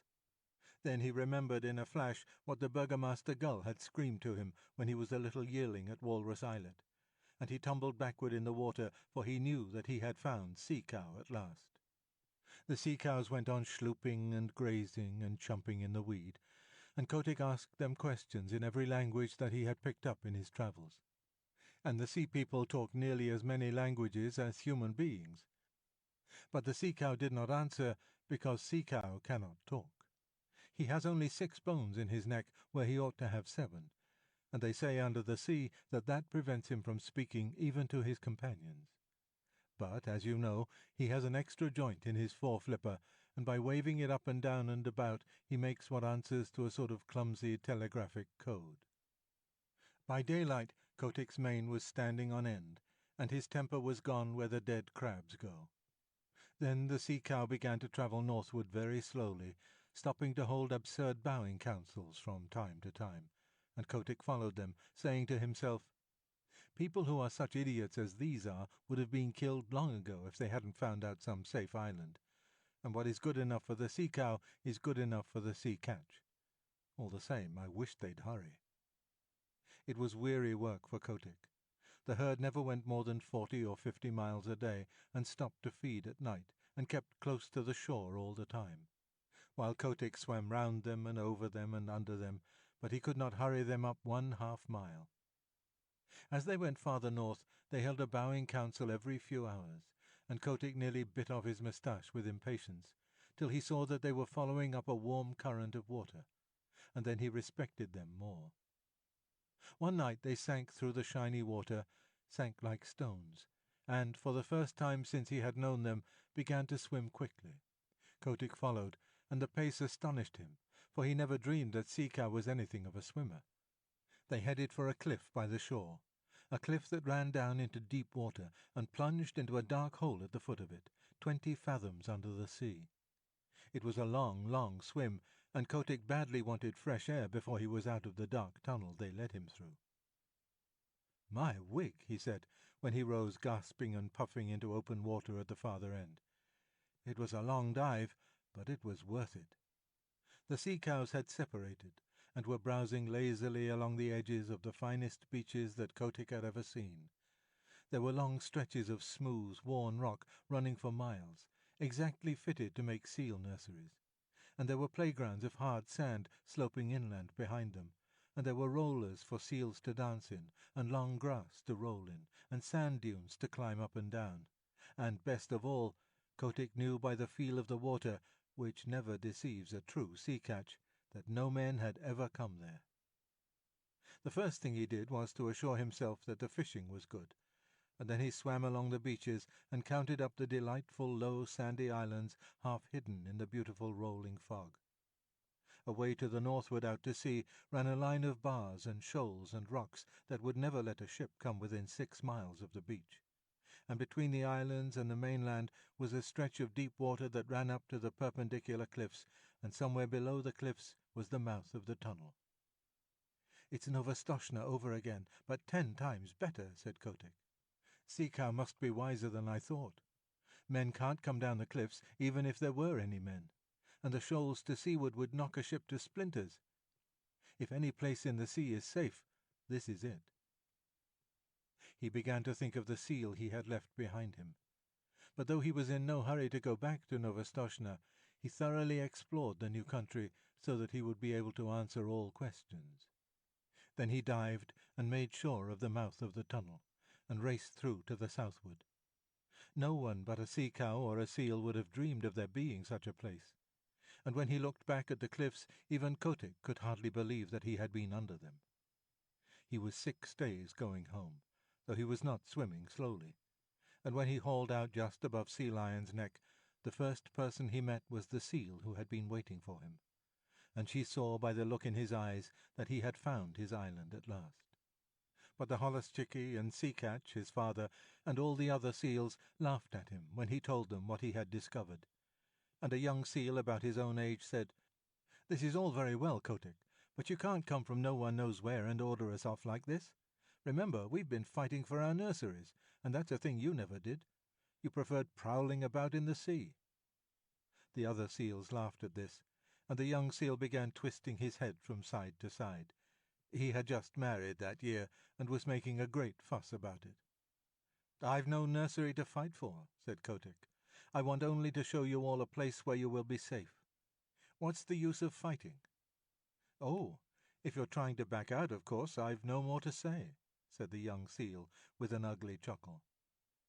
"Will you come with me if I win?" said Kotick, and a green light came into his eyes, for he was very angry at having to fight at all. "Very good," said the young seal carelessly. "If you win, I'll come." He had no time to change his mind, for Kotick's head darted out and his teeth sunk in the blubber of the young seal's neck. Then he threw himself back on his haunches and hauled his enemy down the beach, shook him and knocked him over. Then Kotick roared to the seals, "I've done my best for you these 5 seasons past. I've found you the island where you'll be safe, but unless your heads are dragged off your silly necks you won't believe. I'm going to teach you now. Look out for yourselves." Limoshin told me that never in his life, and Limoshin sees 10,000 big seals fighting every year, never in all his little life did he see anything like Kotick's charge into the nurseries. He flung himself at the biggest sea-catch he could find, caught him by the throat, choked him and bumped him and banged him till he grunted for mercy, and then threw him aside and attacked the next. You see, Kotick had never fasted for 4 months, as the big seals did every year, and his deep-sea swimming trips kept him in perfect condition. And, best of all, he had never fought before.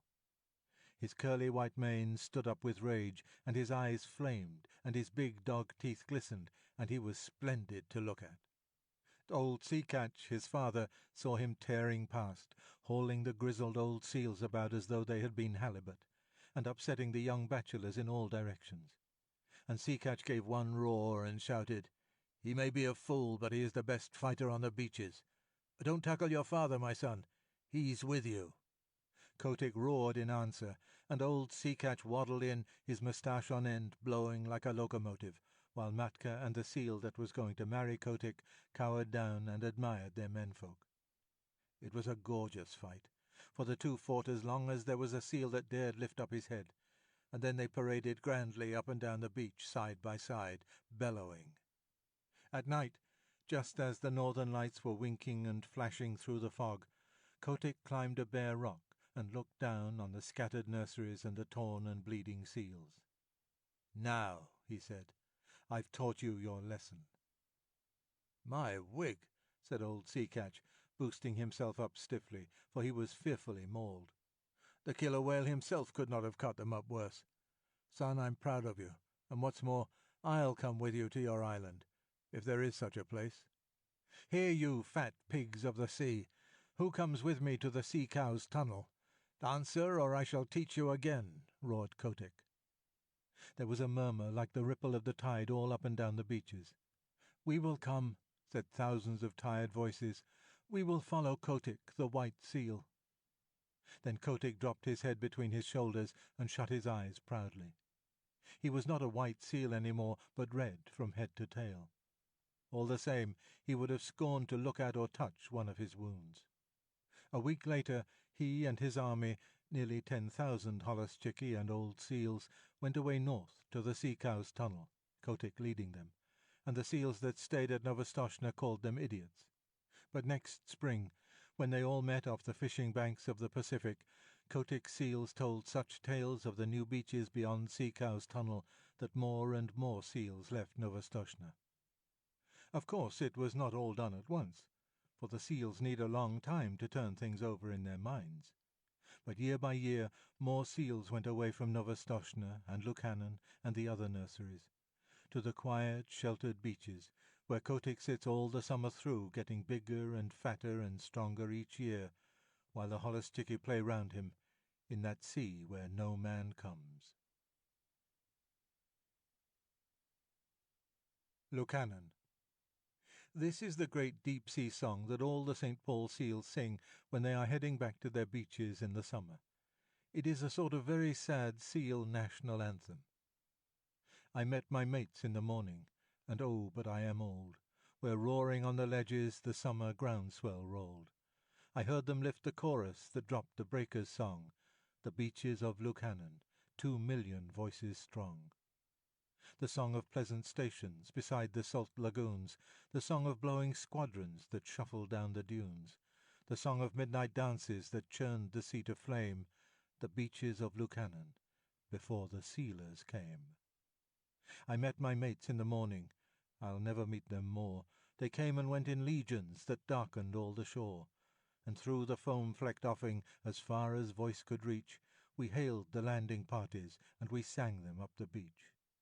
The beaches of Lukannon, the winter wheat so tall, the dripping crinkled lichens and the sea fog drenching all, the platforms of our playground all shining smooth and worn, the beaches of Lukannon, the home where we were born. I met my mates in the morning, a broken, scattered band. Men shoot us in the water and club us on the land. Men drive us to the salt house like silly sheep and tame, and still we sing Lukannon, before the sealers came. Wheel down to southward, O Guvaruska, go, and tell the deep-sea viceroys the story of our woe. Ere empty as the shark's egg the tempest flings ashore, the beaches of Lukannon shall know their sons no more. Rikki-tikki-tavi. At the hole where he went in, Red-Eye called to Wrinkle's skin. Hear what little Red-Eye saith. Nag, come up and dance with Death. Eye to eye and head to head, keep the measure, Nag. This shall end when one is dead. At thy pleasure, Nag. Turn for turn and twist for twist, run and hide thee, Nag. Ha! The hooded Death has missed. Woe betide thee, Nag. Rikki-Tikki-Tavi. This is the story of the great war that Rikki-Tikki-Tavi fought single-handed through the bathrooms of the big bungalow in Sigauli cantonment. Darzi, the tailor bird, helped him, and Chuchundra, the muskrat, who never comes out into the middle of the floor but always creeps round by the wall, gave him advice. But Rikki-Tikki did the real fighting. He was a mongoose, rather like a little cat in his fur and his tail, but quite like a weasel in his head and his habits. His eyes and the end of his restless nose were pink. He could scratch himself anywhere he pleased, with any leg, front or back, that he chose to use. He could fluff up his tail till it looked like a bottle brush, and his war cry as he scuttled through the long grass was, "Rick-tick-ticky-ticky-chick." One day a high summer flood washed him out of the burrow where he lived with his father and mother, and carried him, kicking and clucking, down a roadside ditch. He found a little wisp of grass floating there, and clung to it till he lost his senses. When he revived, he was lying in the hot sun on the middle of a garden path, very draggled indeed, and a small boy was saying, "Here's a dead mongoose. Let's have a funeral." "No," said his mother. "Let's take him in and dry him. Perhaps he isn't really dead." They took him into the house, and a big man picked him up between his finger and thumb, and said he was not dead, but half choked. So they wrapped him in cotton wool and warmed him, and he opened his eyes and sneezed. "Now," said the big man, he was an Englishman who had just moved into the bungalow, "don't frighten him, and we'll see what he'll do." It is the hardest thing in the world to frighten a mongoose, because he is eaten up from nose to tail with curiosity. And the motto of all the mongoose family is, "Run and find out." And Rikki-Tikki was a true mongoose. He looked at the cotton wool, decided that it was not good to eat, ran all round the table, sat up and put his fur in order, scratched himself, and jumped on the small boy's shoulder. "Don't be frightened, Teddy," said his father. "That's his way of making friends." "Ouch! He's tickling under my chin," said Teddy. Rikki-Tikki looked down between the boy's collar and neck, snuffed at his ear, and climbed down to the floor, where he sat rubbing his nose.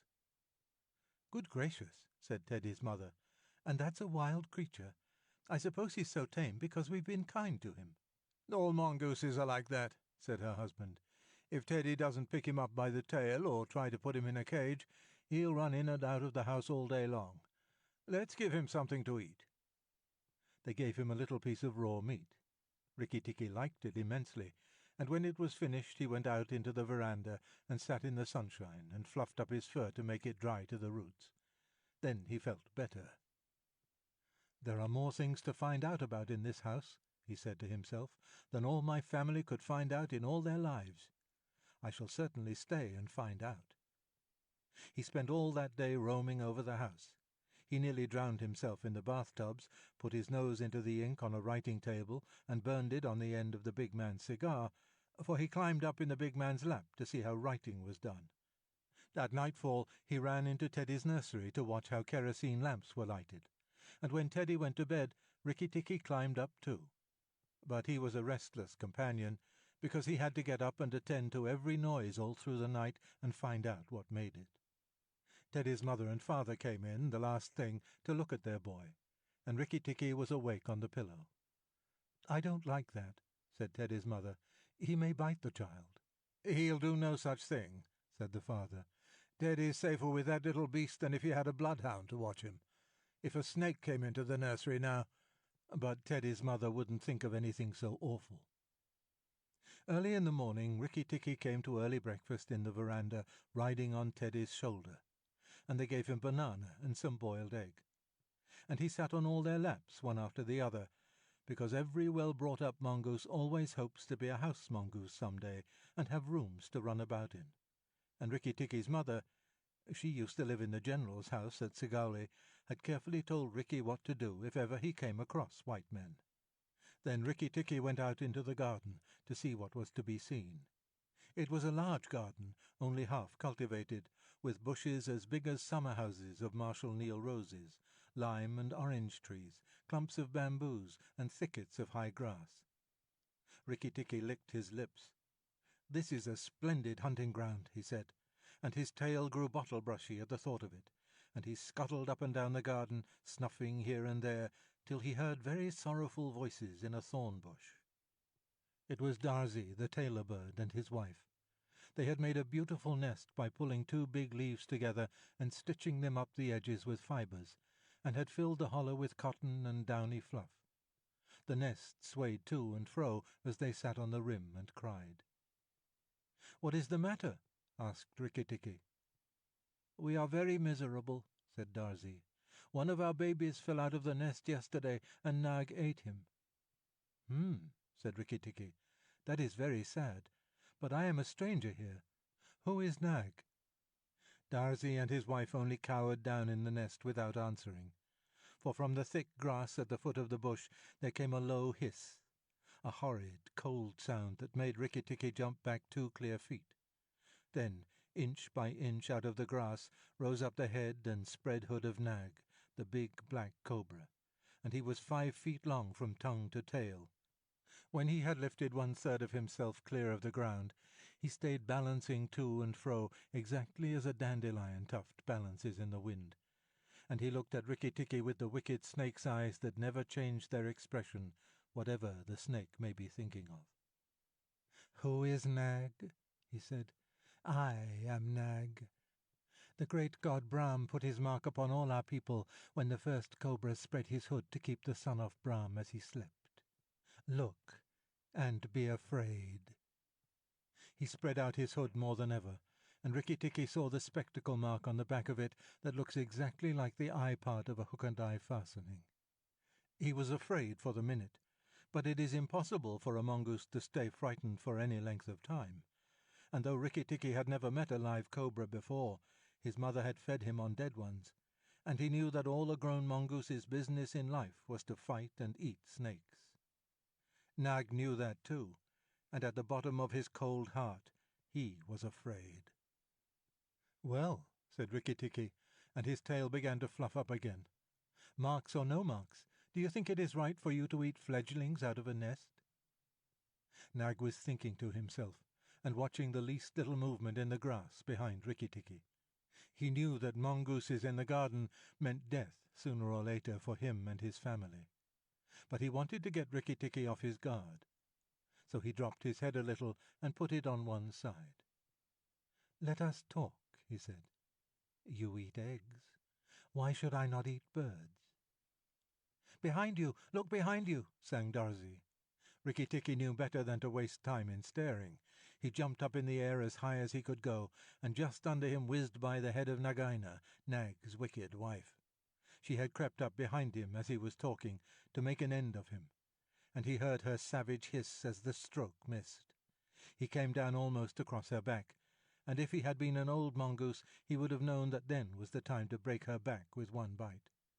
But he was afraid of the terrible lashing return stroke of the cobra. He bit, indeed, but did not bite long enough, and he jumped clear of the whisking tail, leaving Nagaina torn and angry. "Wicked, wicked Darzee," said Nag, lashing up as high as he could reach toward the nest in the thorn bush. But Darzee had built it out of reach of snakes, and it only swayed to and fro. Rikki Tikki felt his eyes growing red and hot. When a mongoose's eyes grow red he is angry, and he sat back on his tail and hind legs like a little kangaroo, and looked all around him and chattered with rage. But Nag and Nagaina had disappeared into the grass. When a snake misses its stroke, it never says anything or gives any sign of what it means to do next. Rikki Tikki did not care to follow them, for he did not feel sure that he could manage 2 snakes at once.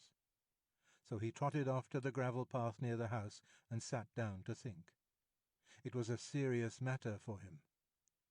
If you read the old books of natural history, you will find they say that when the mongoose fights the snake and happens to get bitten, he runs off and eats some herb that cures him.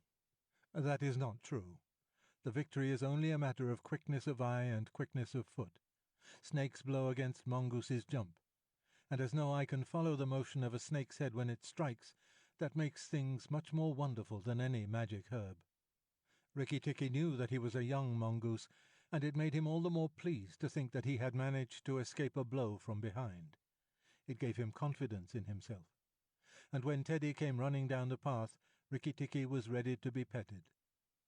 But just as Teddy was stooping, something flinched a little in the dust, and a tiny voice said, "Be careful. I am Death." It was Karait, the dusty brown snakeling that lies for choice on the dusty earth, and his bite is as dangerous as the cobra's. But he is so small that nobody thinks of him, and so he does the more harm to people. Rikki-Tikki's eyes grew red again, and he danced up to Karait with the peculiar rocking, swaying motion that he had inherited from his family. It looks very funny, but it is so perfectly balanced a gait that you can fly off from it at any angle you please, and in dealing with snakes this is an advantage. If Rikki-Tikki had only known, he was doing a much more dangerous thing than fighting Nag, for Karait is so small and can turn so quickly that unless Rikki bit him close to the back of the head, he would get the return stroke in his eye or lip. But Rikki did not know. His eyes were all red, and he rocked back and forth, looking for a good place to hold. Karait struck out. Rikki jumped sideways and tried to run in, but the wicked little dusty grey head lashed within a fraction of his shoulder, and he had to jump over the body, and the head followed his heels close. Teddy shouted to the house, "Oh, look here! Our mongoose is killing a snake!" And Rikki-Tikki heard a scream from Teddy's mother. His father ran out with a stick, but by the time he came up, Karait had lunged out once too far, and Rikki-Tikki had sprung, jumped on the snake's back, dropped his head far between his forelegs, bitten as high up the back as he could get hold, and rolled away. That bite paralyzed Karait, and Rikki-Tikki was just going to eat him up from the tail, after the custom of his family at dinner, when he remembered that a full meal makes a slow mongoose, and if he wanted all his strength and quickness ready, he must keep himself thin. He went away for a dust bath under the castor oil bushes, while Teddy's father beat the dead Karait. "What is the use of that?" thought Rikki-Tikki. "I have settled it all."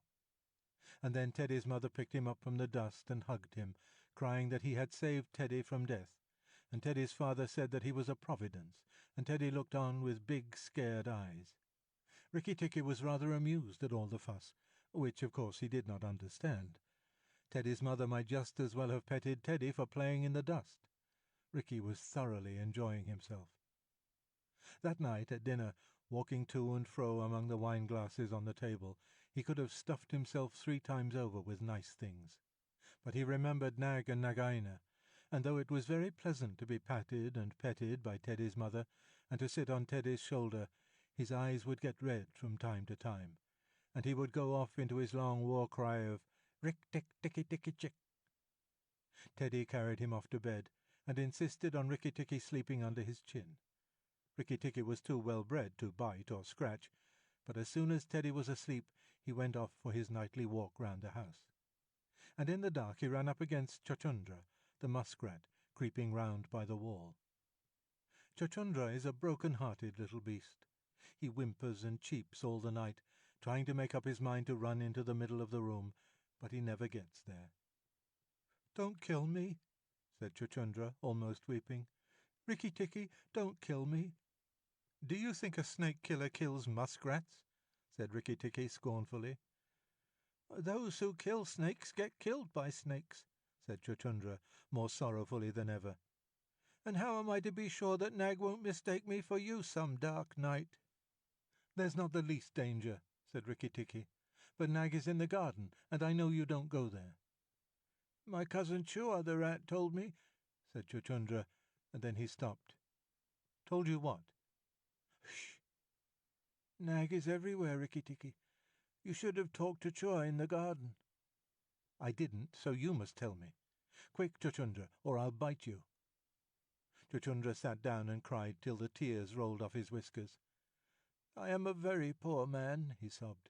"I never had spirit enough to run out into the middle of the room. Shh! I mustn't tell you anything. Can't you hear, Rikki-Tikki?"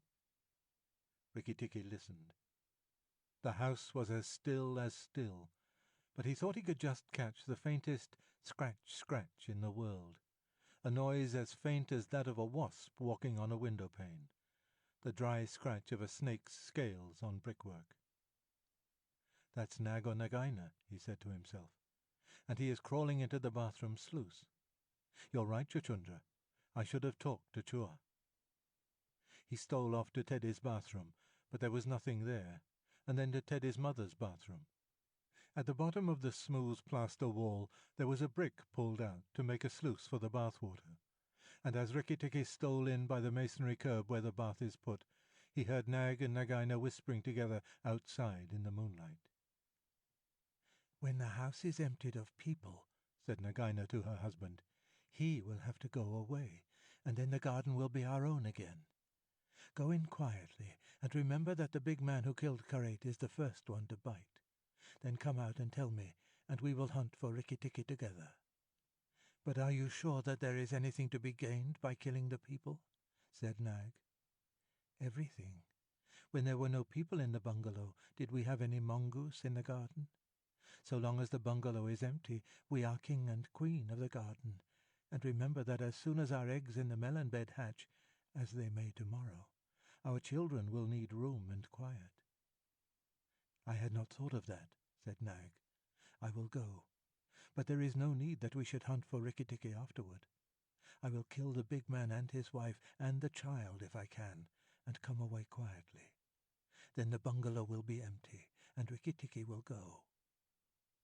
Rikki-Tikki tingled all over with rage and hatred at this, and then Nag's head came through the sluice, and his 5 feet of cold body followed it. Angry as he was, Rikki-Tikki was very frightened as he saw the size of the big cobra. Nag coiled himself up, raised his head, and looked into the bathroom in the dark, and Rikki could see his eyes glitter. "Now, if I kill him here, Nagaina will know, and if I fight him on the open floor, the odds are in his favor. What am I to do?" said Rikki-Tikki Tavi. Nag waved to and fro, and then Rikki-Tikki heard him drinking from the biggest water jar that was used to fill the bath. "That is good," said the snake. "Now, when Karait was killed, the big man had a stick. He may have that stick still, but when he comes in to bathe in the morning, he will not have the stick. I shall wait here till he comes. Nagaina, do you hear me? I shall wait here in the cool till daytime." There was no answer from outside, so Rikki-Tikki knew Nagaina had gone away. Nag coiled himself down, coil by coil, round the bulge at the bottom of the water jar, and Rikki-Tikki stayed still as death. After an hour he began to move, muscle by muscle, toward the jar. Nag was asleep, and Rikki-Tikki looked at his big back, wondering which would be the best place for a good hold. "If I don't break his back at the first jump," said Rikki, "he can still fight. And if he fights, oh, Rikki!" He looked at the thickness of the neck below the hood, but that was too much for him, and a bite near the tail would only make Nag savage. "It must be the head," he said at last, "the head above the hood. And when I am once there, I must not let go." Then he jumped. The head was lying a little clear of the water jar, under the curve of it, and as his teeth met, Rikki braced his back against the bulge of the red earthenware to hold down the head. This gave him just 1 second's purchase, and he made the most of it. Then he was battered to and fro as a rat is shaken by a dog, to and fro on the floor, up and down and round in great circles. But his eyes were red, and he held on as the body cart-whipped over the floor, upsetting the tin dipper and the soap dish and the flesh brush, and banged against the tin side of the bath. As he held, he closed his jaws tighter and tighter, for he made sure he would be banged to death, and, for the honor of his family, he preferred to be found with his teeth locked. He was dizzy, aching, and felt shaken to pieces when something went off like a thunderclap just behind him. A hot wind knocked him senseless, and red fire singed his fur. The big man had been wakened by the noise, and had fired both barrels of a shotgun into Nag just behind the hood. Rikki-Tikki held on with his eyes shut, for now he was quite sure he was dead. But the head did not move, and the big man picked him up and said, "It's the mongoose again, Alice. The little chap has saved our lives now."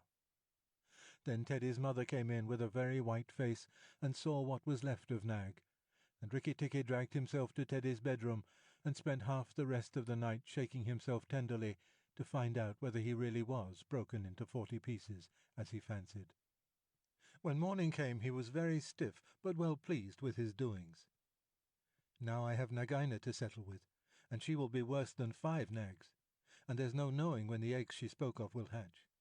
Goodness, I must go and see Darzee," he said. Without waiting for breakfast, Rikki Tikki ran to the thorn bush where Darzee was singing a song of triumph at the top of his voice. The news of Nag's death was all over the garden, for the sweeper had thrown the body on the rubbish heap. "Oh, you stupid tuft of feathers," said Rikki Tikki angrily. "Is this the time to sing?" "Nag is dead, is dead, is dead," sang Darzee. "The valiant Rikki Tikki caught him by the head and held fast. The big man brought the bang stick, and Nag fell in 2 pieces. He will never eat my babies again." "All that's true enough, but where's Nagaina?" said Rikki Tikki, looking carefully round him. "Nagaina came to the bathroom sluice and called for Nag," Darzee went on, "and Nag came out on the end of a stick. The sweeper picked him up on the end of a stick and threw him upon the rubbish heap. Let us sing about the great, the red-eyed Rikki Tikki," and Darzee filled his throat and sang.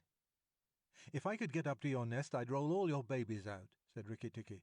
"You don't know when to do the right thing at the right time. You're safe enough in your nest there, but it's war for me down here. Stop singing a minute, Darzee." "For the great, the beautiful Rikki Tikki's sake I will stop," said Darzee. "What is it, O killer of the terrible Nag?" "Where is Nagaina for the 3rd time?" "On the rubbish heap by the stables, mourning for Nag." "Great is Rikki Tikki with the white teeth." "Bother my white teeth. Have you ever heard where she keeps her eggs?" "In the melon bed on the end nearest the wall, where the sun strikes nearly all day. She had them there weeks ago." "And you never thought it worth while to tell me? The end nearest the wall, you said." "Rikki Tikki, you are not going to eat her eggs?" "Not eat exactly, no. Darzee, if you have a grain of sense you will fly off to the stables and pretend that your wing is broken, and let Nagaina chase you away to this bush. I must get to the melon bed, and if I went there now she'd see me." Darzee was a feather-brained little fellow who could never hold more than one idea at a time in his head, and just because he knew that Nagaina's children were born in eggs like his own, he didn't think at first that it was fair to kill them. But his wife was a sensible bird, and she knew that cobra's eggs meant young cobras later on, so she flew off from the nest and left Darzee to keep the babies warm and continue his song about the death of Nag. Darzee was very like a man in some ways. She fluttered in front of Nagaina by the rubbish heap and cried out, "Oh, my wing is broken! The boy in the house threw a stone at me and broke it." Then she fluttered more desperately than ever. Nagaina lifted up her head and hissed, "You warned Rikki Tikki when I would have killed him. Indeed and truly you've chosen a bad place to be lame in." And she moved toward Darzee's wife, slipping along over the dust. "The boy broke it with a stone," shrieked Darzee's wife. "Well, it may be some consolation to you when you're dead to know that I shall settle accounts with the boy. My husband lies on the rubbish heap this morning, but before night the boy in the house will lie very still. What is the use of running away? I am sure to catch you. Little fool, look at me." Darzee's wife knew better than to do that, for a bird who looks at a snake's eyes gets so frightened that she cannot move. Darzee's wife fluttered on, piping sorrowfully and never leaving the ground, and Nagaina quickened her pace.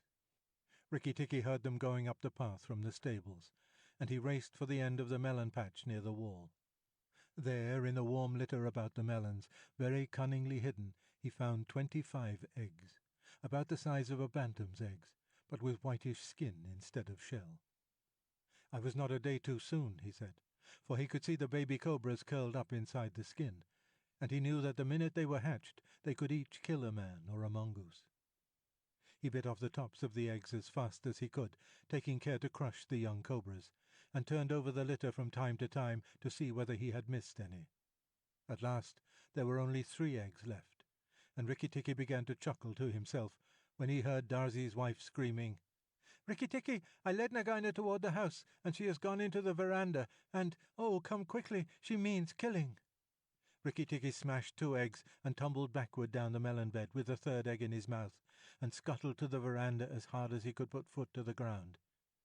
Teddy and his mother and father were there at early breakfast, but Rikki-tikki saw that they were not eating anything. They sat stone still, and their faces were white.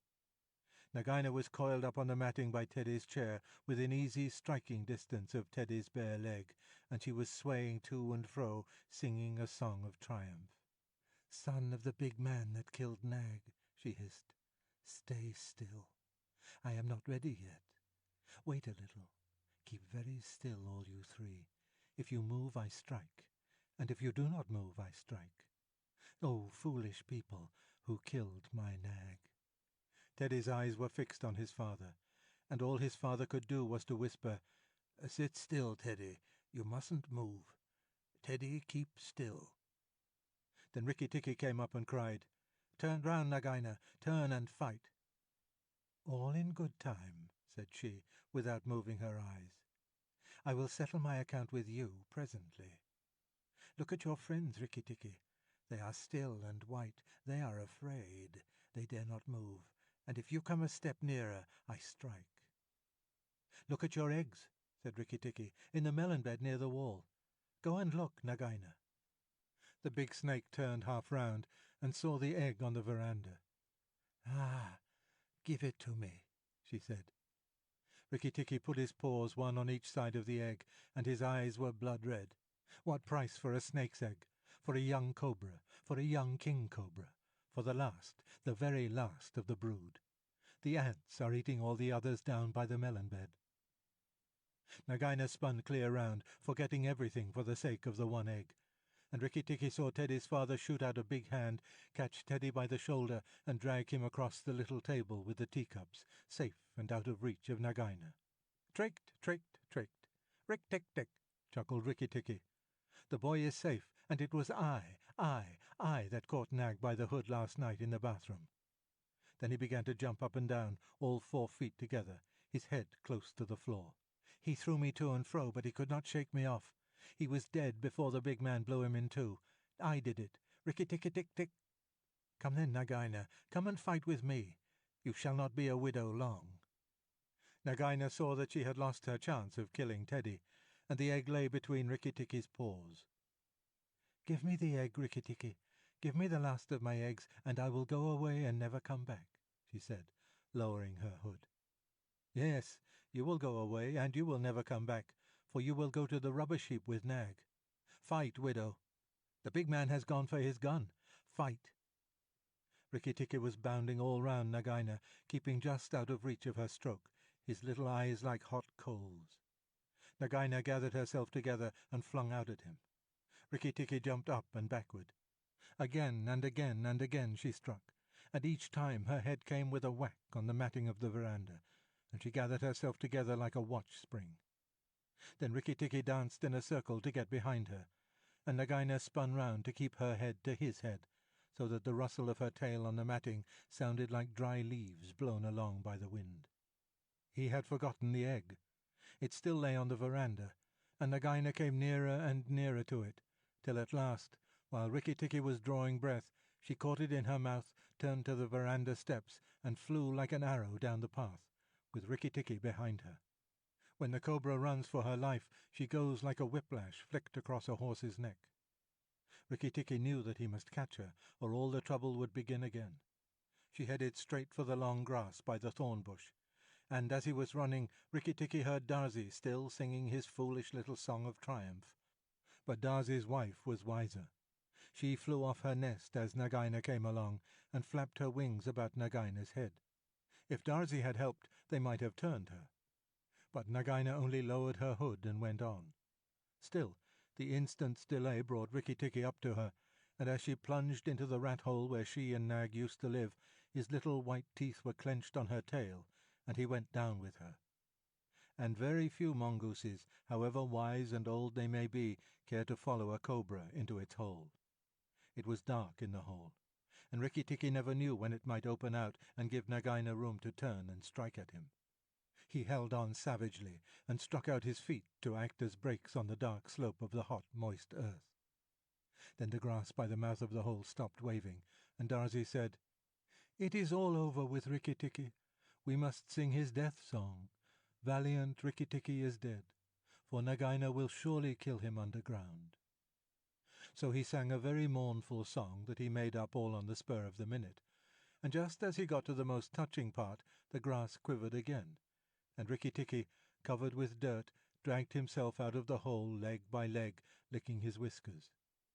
Darzee stopped with a little shout. Rikki Tikki shook some of the dust out of his fur and sneezed. "It is all over," he said. "The widow will never come out again." And the red ants that live between the grass stems heard him, and began to troop down one after another to see if he had spoken the truth. Rikki Tikki curled himself up in the grass and slept where he was. Slept and slept till it was late in the afternoon, for he had done a hard day's work. "Now," he said when he awoke, "I will go back to the house. Tell the coppersmith, Darzee, and he will tell the garden that Nagaina is dead." The coppersmith is a bird who makes a noise exactly like the beating of a little hammer on a copper pot, and the reason he is always making it is because he is the town crier to every Indian garden, and tells all the news to everybody who cares to listen. As Rikki Tikki went up the path, he heard his attention notes like a tiny dinner gong, and then the steady ding-dong-tock. Nag is dead, dong. Nagaina is dead, ding-dong-tock. That set all the birds in the garden singing and the frogs croaking, for Nag and Nagaina used to eat frogs as well as little birds. When Rikki got to the house, Teddy and Teddy's mother, she looked very white still, for she had been fainting, and Teddy's father came out and almost cried over him. And that night he ate all that was given him till he could eat no more, and went to bed on Teddy's shoulder, where Teddy's mother saw him when she came in to look late at night. "He saved our lives and Teddy's life," she said to her husband. "Just think, he saved all our lives." Rikki Tikki woke up with a jump, for all the mongooses are light sleepers. "Oh, it's you," he said. "What are you bothering for? All the cobras are dead, and if they weren't, I'm here." Rikki Tikki had a right to be proud of himself, but he did not grow too proud, and he kept that garden as a mongoose should keep it, with tooth and jump and spring and bite, till never a cobra dared show its head inside the walls. Darzee's Chant, sung in honor of Rikki Tikki Tavi. Singer and tailor am I, doubled the joys that I know, proud of my lilt through the sky, proud of the house that I sew. Over and under, so weave I my music, so weave I the house that I sew. Sing to your fledglings again, mother, oh lift up your head. Evil that plagued us is slain, death in the garden lies dead. Terror that hid in the roses is impotent, flung on the dunghill and dead. Who hath delivered us? Who? Tell me his nest and his name. Rikki, the valiant, the true, Tikki with eyeballs of flame. Rik-Tikki Tikki the ivory-fanged, the hunter with eyeballs of flame. Give him the thanks of the birds, bowing with tail feathers spread. Praise him with nightingale words. Nay, I will praise him instead. Here I will sing you the praise of the bottle-tailed Rikki with eyeballs of red. Here Rikki Tikki interrupted, and the rest of the song is lost. Tumai of the Elephants. I will remember what I was. I am sick of rope and chain. I will remember my old strength and all my forest affairs. I will not sell my back to man for a bundle of sugar cane. I will go out to my own kind and the woodfolk in their lairs. I will go out until the day, until the morning break, out to the wind's untainted kiss, the water's clean caress. I will forget my ankle ring and snap my picket stake. I will revisit my lost loves and playmates masterless. Tumai of the Elephants. Kala Nag, which means black snake, had served the Indian government in every way that an elephant could serve it for 47 years, and as he was fully 20 years old when he was caught, that makes him nearly 70, a ripe age for an elephant. He remembered pushing, with a big leather pad on his forehead, at a gun stuck in deep mud, and that was before the Afghan War of 1842, and he had not then come to his full strength. His mother, Radha Pyari, Radha the Darling, who had been caught in the same drive with Kala Nag, told him before his little milk tusks had dropped out that elephants who were afraid always got hurt. And Kala Nag knew that that advice was good. For the first time that he saw a shell burst, he backed, screaming, into a stand of piled rifles, and the bayonets pricked him in all his softest places. So, before he was 25, he gave up being afraid, and so he was the best loved and the best looked after elephant in the service of the government of India. He had carried tents, 1,200 pounds weight of tents, on the march in Upper India. He had been hoisted into a ship at the end of a steam crane and taken for days across the water, and made to carry a mortar on his back in a strange and rocky country very far from India, and had seen the Emperor Theodore lying dead in Magdala, and had come back again in the steamer entitled, so the soldiers said, to the Abyssinian War Medal. He had seen his fellow elephants die of cold and epilepsy and starvation and sunstroke up at a place called Ali Musjid 10 years later, and afterward he had been sent down thousands of miles south to haul and pile big bulks of teak in the timber yards at Moulmein. There he had half killed an insubordinate young elephant who was shirking his fair share of the work. After that he was taken off timber hauling, and employed, with a few score other elephants who were trained to the business, in helping to catch wild elephants among the Garo hills. Elephants are very strictly preserved by the Indian government. There is one whole department which does nothing else but hunt them, and catch them, and break them in, and send them up and down the country as they are needed for work. Kala Nag stood 10 fair feet at the shoulders, and his tusks had been cut off short at 5 feet, and bound round the ends, to prevent them from splitting, with bands of copper. But he could do more with those stumps than any untrained elephant could do with the real sharpened ones. When, after weeks and weeks of cautious driving of scattered elephants across the hills, the 40 or 50 wild monsters were driven into the last stockade, and the big drop gate, made of tree trunks lashed together, jarred down behind them, Kala Nag, at the word of command, would go into that flaring, trumpeting pandemonium, generally at night, when the flicker of the torches made it difficult to judge distances, and, picking out the biggest and wildest tusker of the mob, would hammer him and hustle him into quiet, while the men on the backs of the other elephants roped and tied the smaller ones. There was nothing in the way of fighting that Kala Nag, the old wise black snake, did not know, for he had stood up more than once in his time to the charge of the wounded tiger, and, curling up his soft trunk to be out of harm's way, had knocked the springing brute sideways in mid-air with a quick sickle cut of his head that he had invented all by himself, had knocked him over and kneeled upon him with his huge knees till the life went out with a gasp and a howl, and there was only a fluffy striped thing on the ground for Kala Nag to pull by the tail.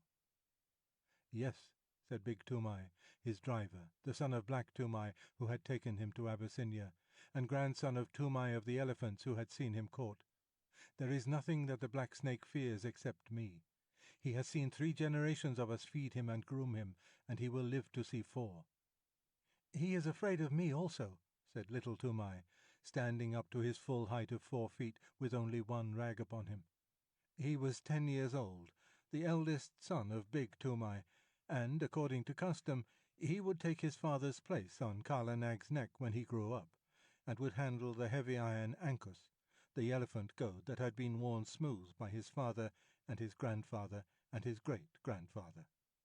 He knew what he was talking of, for he had been born under Kala Nag's shadow, had played with the end of his trunk before he could walk, had taken him down to water as soon as he could walk, and Kala Nag would no more have dreamed of disobeying his shrill little orders than he would have dreamed of killing him on that day when Big Toomai carried the little brown baby under Kala Nag's tusks and told him to salute his master that was to be. "Yes," said Little Toomai, "he is afraid of me," and he took long strides up to Kala Nag, called him a fat old pig, and made him lift up his feet one after the other. "Wah!" said Little Toomai, "thou art a big elephant. and he wagged his fluffy head, quoting his father. "The government may pay for elephants, but they belong to us mahouts. When thou art old, Kala Nag, there will come some rich Raja, and he will buy thee from the government on account of thy size and thy manners. And then thou wilt have nothing to do but carry gold earrings in thy ears, and a gold howdah on thy back, and a red cloth covered with gold on thy sides, and walk at the head of the processions of the king. Then I shall sit on thy neck, O Kala Nag, with a silver ankus, and men will run before us with golden sticks, crying, 'Room for the king's elephant!' That will be good, Kala Nag, but not so good as this hunting in the jungles." "Umph," said Big Toomai. "Thou art a boy and as wild as a buffalo calf. This running up and down among the hills is not the best government service. I am getting old, and I do not love wild elephants. Give me brick elephant lines, one stall to each elephant, and big stumps to tie them to safely, and flat, broad roads to exercise upon, instead of this come-and-go camping. Aha! The Cawnpore barracks were good. There was a bazaar close by, and only 3 hours' work a day." Little Toomai remembered the Cawnpore elephant lines and said nothing. He very much preferred the camp life, and hated those broad, flat roads with the daily grubbing for grass in the forage reserve, and the long hours when there was nothing to do except watch Kala Nag fidgeting in his pickets. What Little Toomai liked was to scramble up bridle paths that only an elephant could take, the dip into the valley below, the glimpses of the wild elephants browsing miles away, the rush of the frightened pig and peacock under Kala Nag's feet, the blinding warm rains when all the hills and valleys smoked, the beautiful misty mornings when nobody knew where they would camp that night, the steady, cautious drive of the wild elephants, and the mad rush and blaze and hullabaloo of the last night's drive, when the elephants poured into the stockade like boulders in a landslide, found that they could not get out, and flung themselves at the heavy posts, only to be driven back by yells and flaring torches and volleys of blank cartridge. Even a little boy could be of use there, and Toomai was as useful as 3 boys. He would get his torch and wave it and yell with the best. But the really good time came when the driving out began, and the keddah, that is, the stockade, looked like a picture of the end of the world, and men had to make signs to one another because they could not hear themselves speak.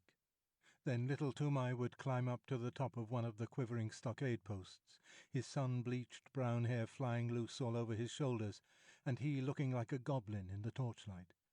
And as soon as there was a lull, you could hear his high-pitched yells of encouragement to Kala Nag, above the trumpeting and crashing and snapping of ropes and groans of the tethered elephants. "Mile, mile, Kala Nag!" Go on, Black Snake." "Don't do!" Give him the tusk. "Somalo, Somalo!" Careful, careful. "Maro, Mara!" Hit him. "Mind the post." "Hare, hare, hi, yai, kya!" he would shout, and the big fight between Kala Nag and the wild elephant would sway to and fro across the keddah, and the old elephant catchers would wipe the sweat out of their eyes and find time to nod to Little Toomai wriggling with joy on the top of the posts. He did more than wriggle. One night he slid down from the post and slipped in between the elephants and threw up the loose end of a rope which had dropped to a driver who was trying to get a purchase on the leg of a kicking young calf. Calves always give more trouble than full-grown animals. Kala Nag saw him, caught him in his trunk, and handed him up to Big Toomai, who slapped him then and there and put him back on the post. Next morning he gave him a scolding and said, "Are not good brick elephant lines and a little tent carrying enough, that thou must needs go elephant catching on thy own account, little worthless? Now those foolish hunters, whose pay is less than my pay, have spoken to Peterson Sahib of the matter." Little Toomai was frightened. He did not know much of white men, but Peterson Sahib was the greatest white man in the world to him. He was the head of all the keddah operations, the man who caught all the elephants for the government of India, and who knew more about the ways of elephants than any living man. What will happen?" said Little Toomai. "Happen? The worst that can happen. Peterson Sahib is a madman, else why should he go hunting these wild devils? He may even require thee to be an elephant catcher, to sleep anywhere in these fever-filled jungles, and at last to be trampled to death in the keddah. It is well that this nonsense ends safely. Next week the catching is over, and we of the plains are sent back to our stations. Then we will march on smooth roads and forget all this hunting. But son, I am angry that thou shouldst meddle in the business that belongs to these dirty Assamese jungle folk. Kala Nag will obey none but me, so I must go with him into the Keddah. But he is only a fighting elephant, and he does not help to rope them. So I sit at my ease, as befits a mahout, not a mere hunter, a mahout, I say, and a man who gets a pension at the end of his service. Is the family of Tumai of the Elephants to be trodden underfoot in the dirt of a Keddah? Bad one, wicked one, worthless son. Go and wash Kala Nag and attend to his ears, and see that there are no thorns in his feet, or else Peterson Sahib will surely catch thee and make thee a wild hunter, a follower of elephants' foot tracks, a jungle bear. Bah! Shame! Go! Little Tumai went off without saying a word, but he told Kala Nag all his grievances while he was examining his feet. "No matter," said Little Tumai, turning up the fringe of Kala Nag's huge right ear. "They have said my name to Peterson Sahib, and perhaps, who knows? Hi! That is a big thorn that I have pulled out." The next few days were spent in getting the elephants together, in walking the newly caught wild elephants up and down between a couple of tame ones to prevent them from giving too much trouble on the downward march to the plains, and in taking stock of the blankets and ropes and things that had been worn out or lost in the forest. Peterson Sahib came in on his clever she-elephant Padmini. He had been paying off other camps among the hills, for the season was coming to an end, and there was a native clerk sitting at the table under a tree to pay the drivers their wages. As each man was paid, he went back to his elephant and joined the line that stood ready to start.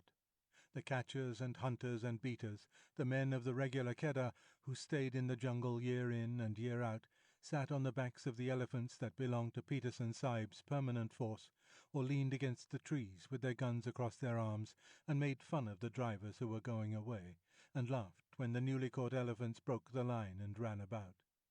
Big Tumai went up to the clerk with Little Tumai behind him, and Machua Appa, the head tracker, said in an undertone to a friend of his, "There goes one piece of good elephant stuff at least.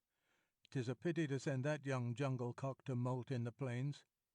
Now Peterson Sahib had ears all over him, as a man must have who listens to the most silent of all living things, the wild elephant. He turned where he was lying all along on Padmini's back and said, "What is that?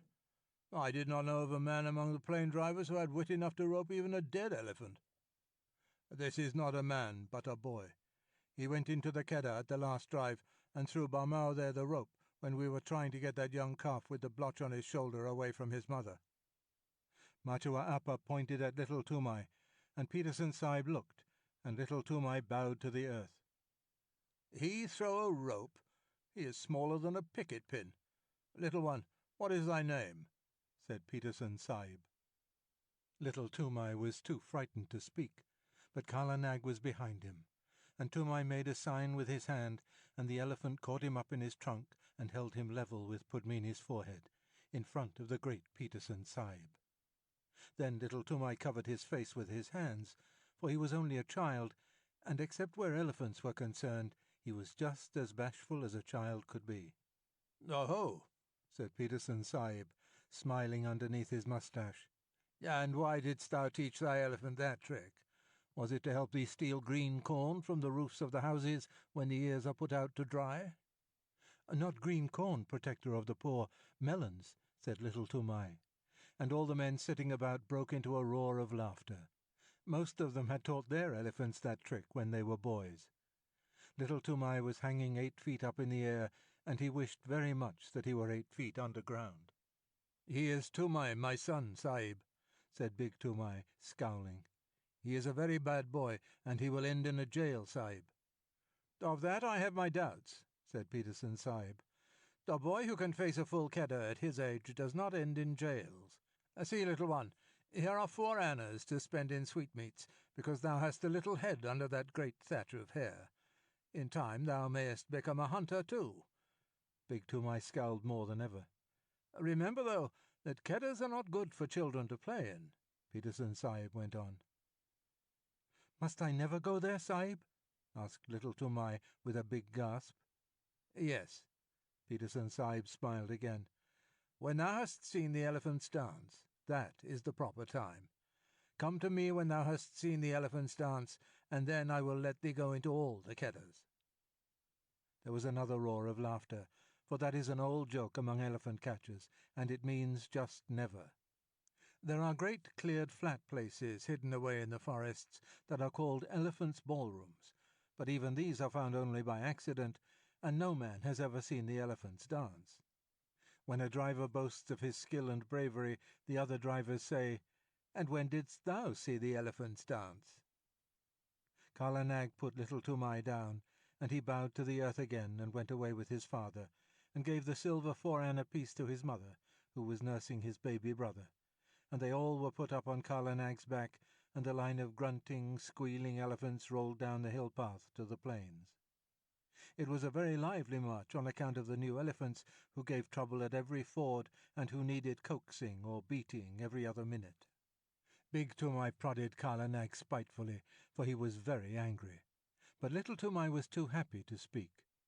Peterson Sahib had noticed him and given him money, so he felt as a private soldier would feel if he had been called out of the ranks and praised by his commander-in-chief. "What did Peterson Sahib mean by the elephant dance?" he said at last, softly, to his mother. Big Toomai heard him and grunted. "That thou shouldst never be one of these hill buffaloes of trackers. That was what he meant. So you in front. What is blocking the way?" An Assamese driver, 2 or 3 elephants ahead, turned round angrily, crying, "Bring up Kala Nag and knock this youngster of mine into good behaviour. Why should Peterson Sahib have chosen me to go down with you donkeys of the rice fields? Lay your beast alongside, Toomai, and let him prod with his tusks. By all the gods of the hills, these new elephants are possessed, or else they can smell their companions in the jungle." Kala Nag hit the new elephant in the ribs and knocked the wind out of him, as Big Toomai said, "We have swept the hills of wild elephants at the last catch. It is only your carelessness in driving. Must I keep order along the whole line?" "Hear him," said the other driver. "We have swept the hills. Oh, you are very wise, you plains people. Anyone but a mudhead who never saw the jungle would know that they know that the drives are ended for the season. Therefore all the wild elephants tonight will... But why should I waste wisdom on a river turtle?" "What will they do?" little Toomai called out. "Oh, hey, little one, art thou there? Well, I will tell thee, for thou hast a cool head. They will dance, and it behooves thy father, who has swept all the hills of all the elephants, to double-chain his pickets tonight." "What talk is this?" said Big Toomai. "For 40 years, father and son, we have tended elephants, and we have never heard such moonshine about dances." "Yes, but a plainsman who lives in a hut knows only the 4 walls of his hut. Well, leave thy elephants unshackled tonight, and see what comes. As for their dancing, I have seen the place where... Bapri Bap! How many windings has the Dihang River? Here is another ford, and we must swim the calves. Stop still, you behind there." And in this way, talking and wrangling and splashing through the rivers, they made their first march to a sort of receiving camp for the new elephants. But they lost their tempers long before they got there. Then the elephants were chained by their hind legs to their big stumps of pickets, and extra ropes were fitted to the new elephants, and the fodder was piled before them. And the hill drivers went back to Peterson Sahib through the afternoon light, telling the plains drivers to be extra careful that night, and laughing when the plains drivers asked the reason. Little Toomai attended to Kala Nag's supper, and, as evening fell, wandered through the camp unspeakably happy in search of a tom-tom.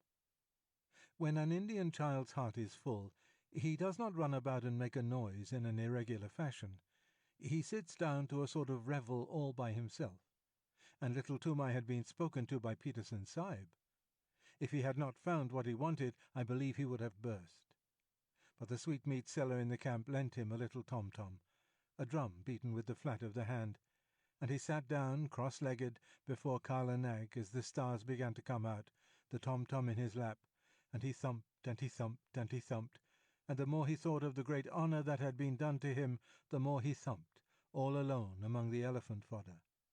There was no tune and no words, but the thumping made him happy. The new elephants strained at their ropes and squealed and trumpeted from time to time.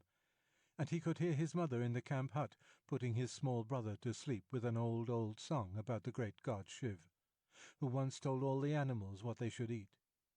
It is a very soothing lullaby, and the first verse says, Shiv, who poured the harvest and made the winds to blow, sitting at the doorways of a day of long ago, gave to each his portion, food and toil and fate.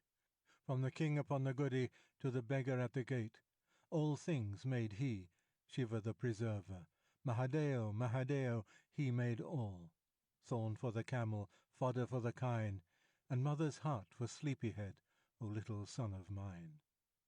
Little Tumai came in with a joyous tunk-a-tunk at the end of each verse, till he felt sleepy and stretched himself on the fodder at Kala Nag's side. At last the elephants began to lie down one after another, as is their custom, till only Kala Nag at the right of the line was left standing up, and he rocked slowly from side to side, his ears put forward to listen to the night wind as it blew very slowly across the hills. The air was full of all the night noises that, taken together, make one big silence.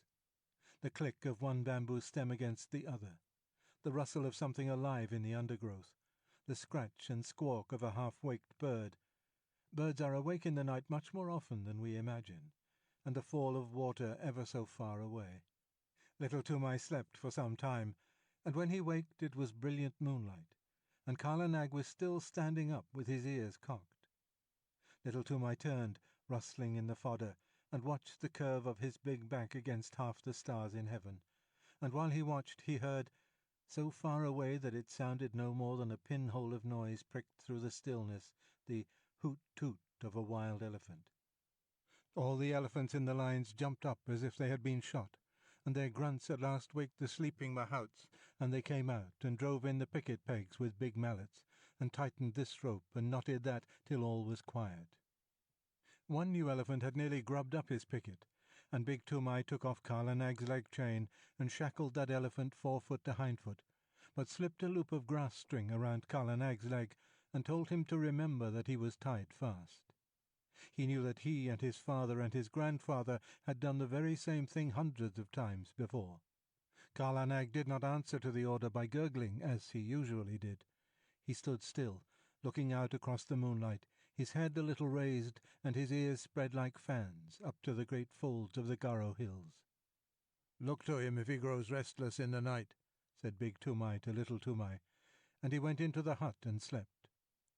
Little Tumai was just going to sleep too, when he heard the coil string snap with a little tang, and Kala Nag rolled out of his pickets as slowly and as silently as a cloud rolls out of the mouth of a valley. Little Tumai pattered after him, barefooted, down the road in the moonlight, calling under his breath, Kala Nag, take me with you, O Kala Nag."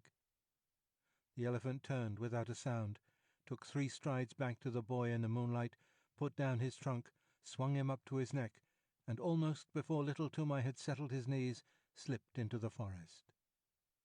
There was one blast of furious trumpeting from the lines, and then the silence shut down on everything, and Kala Nag began to move. Sometimes a tuft of high grass washed along his sides as a wave washes along the sides of a ship, and sometimes a cluster of wild pepper vines would scrape along his back, or a bamboo would creak where his shoulder touched it. But between those times he moved absolutely without any sound, drifting through the thick Garo forest as though it had been smoke. He was going uphill, but though Little Tumai watched the stars in the rifts of the trees, he could not tell in what direction. Then Kala Nag reached the crest of the ascent and stopped for a minute, and Little Tumai could see the tops of the trees lying all speckled and furry under the moonlight for miles and miles, and the blue-white mist over the river in the hollow. Tumai leaned forward and looked, and he felt that the forest was awake below him, awake and alive and crowded. A big brown fruit-eating bat brushed past his ear. A porcupine's quills rattled in the thicket, and in the darkness between the tree stems he heard a hog-bear digging hard in the moist, warm earth and snuffing as it digged. Then the branches closed over his head again, and Kala Nag began to go down into the valley, not quietly this time, but as a runaway gun goes down a steep bank in one rush. The huge limbs moved as steadily as pistons, 8 feet to each stride, and the wrinkled skin of the elbow points rustled. The undergrowth on either side of him ripped with a noise like torn canvas, and the saplings that he heaved away right and left with his shoulders sprang back again and banged him on the flank, and great trails of creepers, all matted together, hung from his tusks as he threw his head from side to side and ploughed out his pathway. Then little Toomai laid himself down close to the great neck, lest the swinging boughs should sweep him to the ground, and he wished that he were back in the lines again. The grass began to get squashy, and Karlanag's feet sucked and squelched as he put them down, and the night mist at the bottom of the valley chilled little Toomai. There was a splash and a trample, and the rush of running water, and Karlanag strode through the bed of a river, feeling his way at each step. Above the noise of the water as it swirled round the elephant's legs, little Toomai could hear more splashing and some trumpeting both upstream and down, great grunts and angry snortings, and all the mist about him seemed to be full of rolling, wavy shadows. "Aye," he said, half aloud, his teeth chattering. "The elephant folk are out tonight. It is the dance, then." Karlanag swashed out of the water, blew his trunk clear, and began another climb. But this time he was not alone, and he had not to make his path. That was made already 6 feet wide in front of him, where the bent jungle grass was trying to recover itself and stand up. Many elephants must have gone that way only a few minutes before. Little Toomai looked back, and behind him a great wild tusker, with his little pig's eyes glowing like hot coals, was just lifting himself out of the misty river.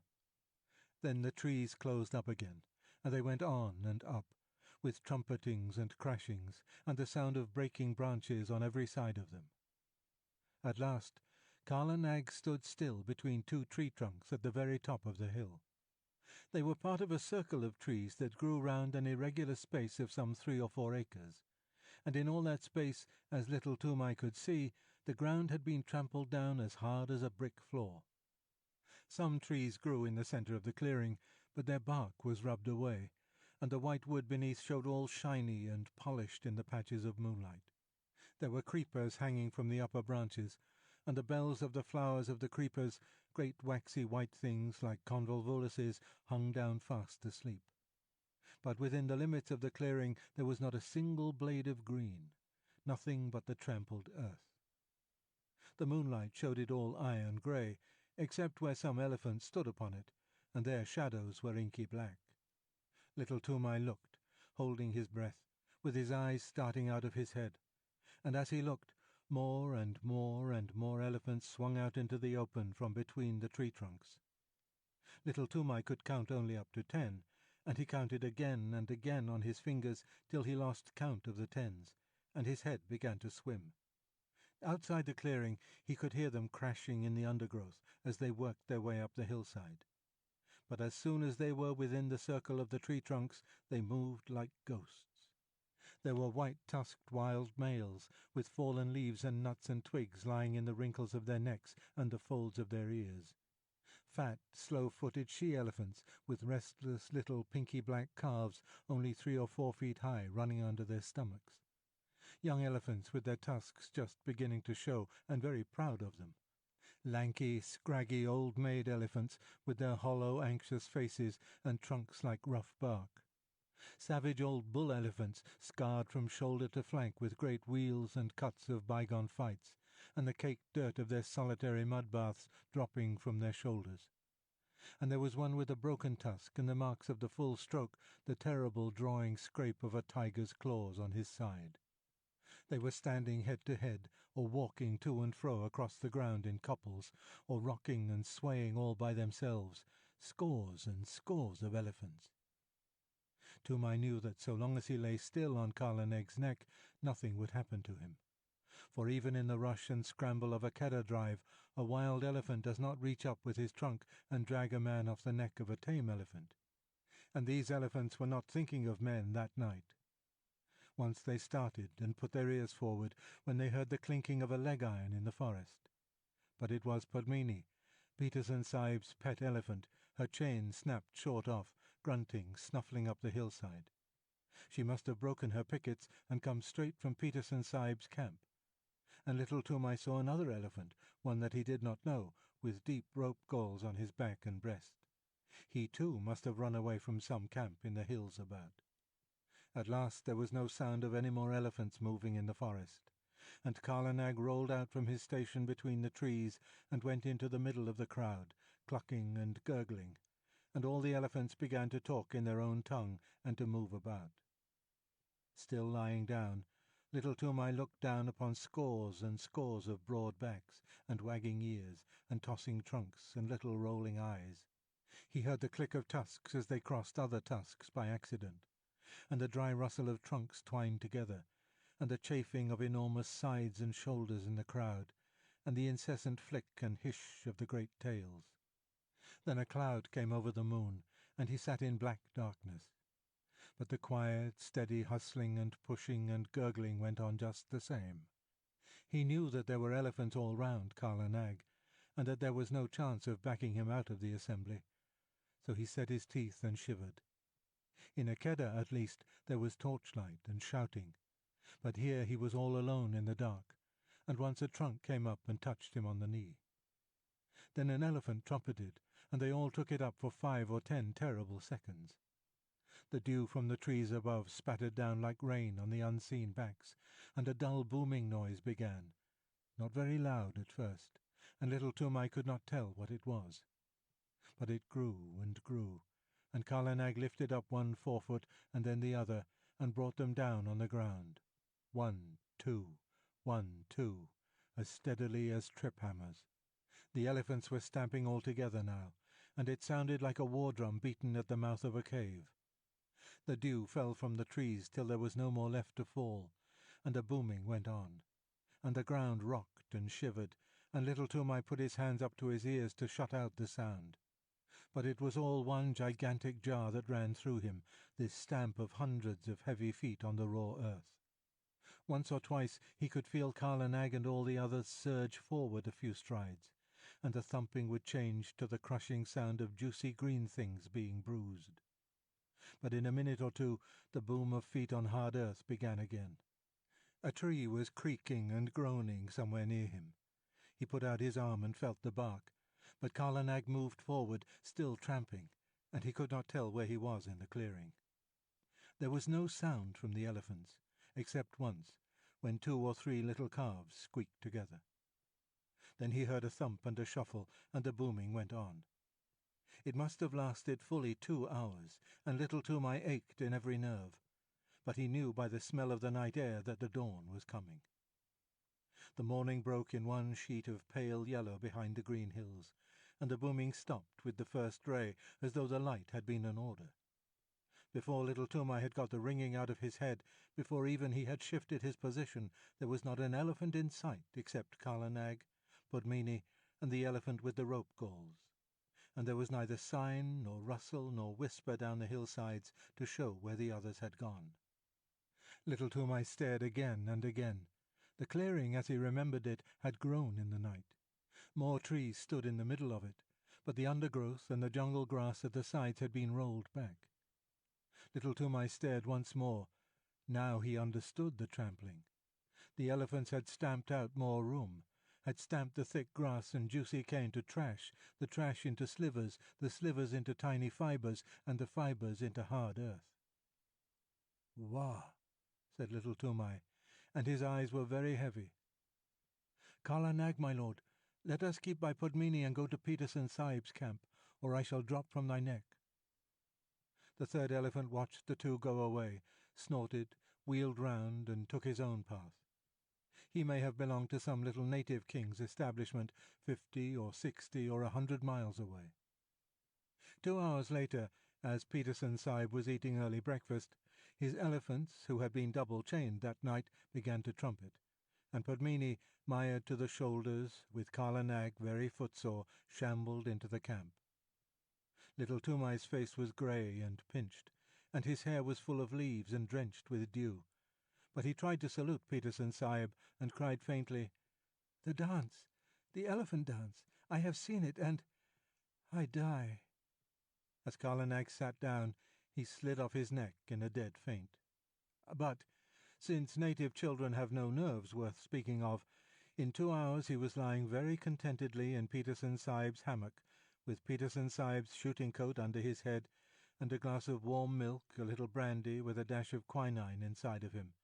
And while the old hairy, scarred hunters of the jungle sat 3 deep before him, looking at him as though he were a spirit, he told his tale in short words, as a child will, and wound up with, "Now, if I lie in one word, send men to see, and they will find that the elephant folk have trampled down more room in their dance-room, and they will find 10 and 10 and many times 10 tracks leading to that dance-room.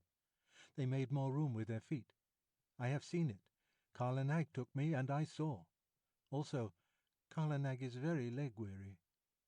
Little Toomai lay back and slept all through the long afternoon and into the twilight. And while he slept, Peterson Sahib and Machua Appa followed the track of the 2 elephants for 15 miles across the hills. Peterson Sahib had spent 18 years in catching elephants, and he had only once before found such a dance place. Machua Appa had no need to look twice at the clearing to see what had been done there, or to scratch with his toe in the packed, rammed earth. "The child speaks truth," said he. "All this was done last night, and I have counted 70 tracks crossing the river. See, Sahib, where Pudmini's leg iron cut the bark of that tree. Yes, she was there too." They looked at each other, and up and down, and they wondered, for the ways of elephants are beyond the wit of any man, black or white, to fathom. 40 years and 5, said Machua Appa, have I followed my lord the elephant, but never have I heard that any child of man had seen what this child has seen. By all the gods of the hills, it is— what can we say? And he shook his head. When they got back to camp, it was time for the evening meal. Peterson Sahib ate alone in his tent, but he gave orders that the camp should have 2 sheep and some fowls, as well as a double ration of flour and rice and salt, for he knew that there would be a feast. Big Toomai had come up hotfoot from the camp in the plains to search for his son and his elephant, and now that he had found them, he looked at them as though he were afraid of them both. And there was a feast by the blazing campfires in front of the lines of picketed elephants, and little Toomai was the hero of it all. And the big brown elephant catchers, the trackers and drivers and ropers, and the men who know all the secrets of breaking the wildest elephants passed him from one to the other, and they marked his forehead with blood from the breast of a newly killed jungle cock, to show that he was a forester, initiated and free of all the jungles. And at last, when the flames died down, and the red light of the logs made the elephants look as though they had been dipped in blood too, Machua Appa, the head of all the drivers of all the Keddahs, Machua Appa, Peterson Sahib's other self, who had never seen a made road in 40 years, Machua Appa, who was so great that he had no other name than Machua Appa, leaped to his feet, with little Toomai held high in the air above his head, and shouted, "Listen, my brothers! Listen too, you my lords in the lines there, for I, Machua Appa, am speaking. This little one shall no more be called Little Toomai, but Toomai of the Elephants, as his great-grandfather was called before him. What never man has seen, he has seen through the long night, and the favour of the elephant folk and of the gods of the jungles is with him. He shall become a great tracker. He shall become greater than I, even I, Machua Appa.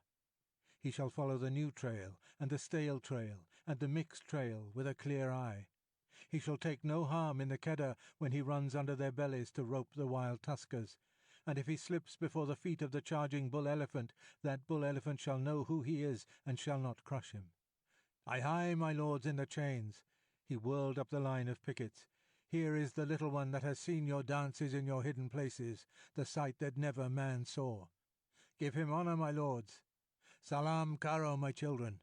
Make your salute to Toomai of the Elephants. Gunga Persad, aha! Hira Guj, Birchi Guj, Kata Guj, aha!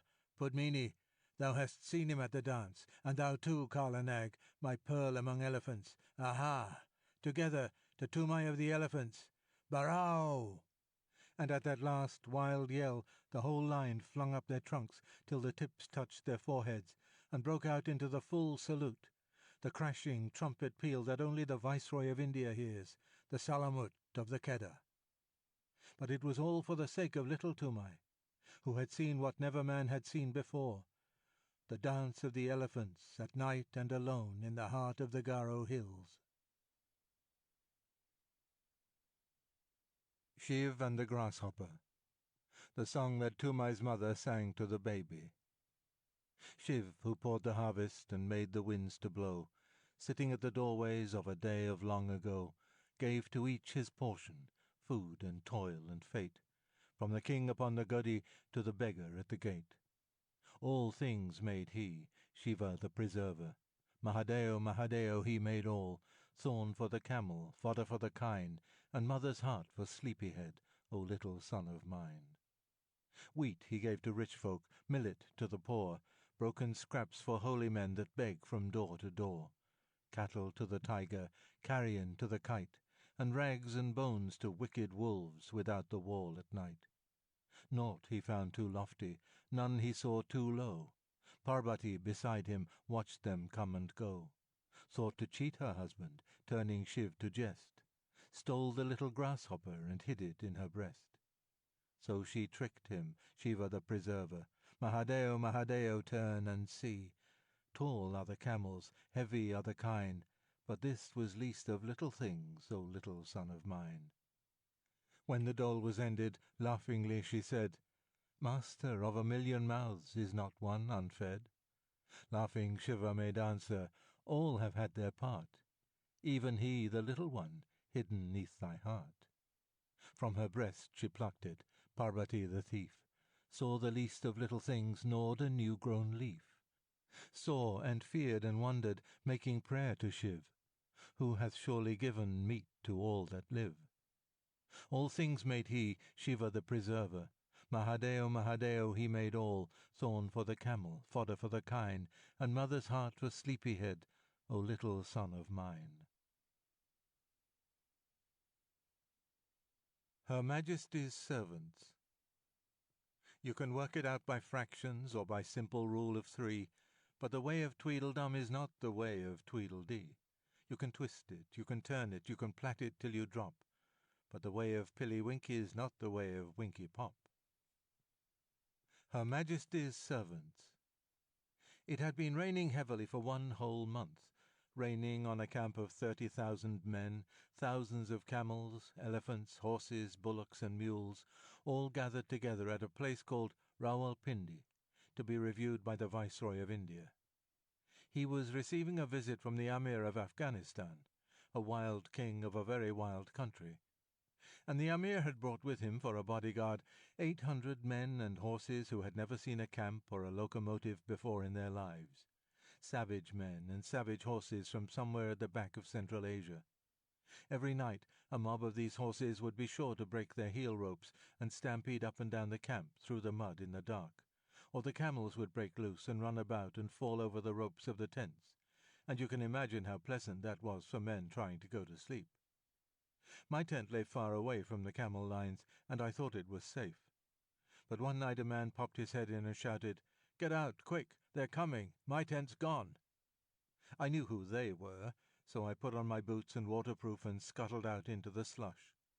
Little Vixen, my fox terrier, went out through the other side, and then there was a roaring and a grunting and bubbling, and I saw the tent cave in as the pole snapped and begin to dance about like a mad ghost. A camel had blundered into it, and wet and angry as I was, I could not help laughing. Then I ran on, because I did not know how many camels might have got loose, and before long I was out of sight of the camp, ploughing my way through the mud.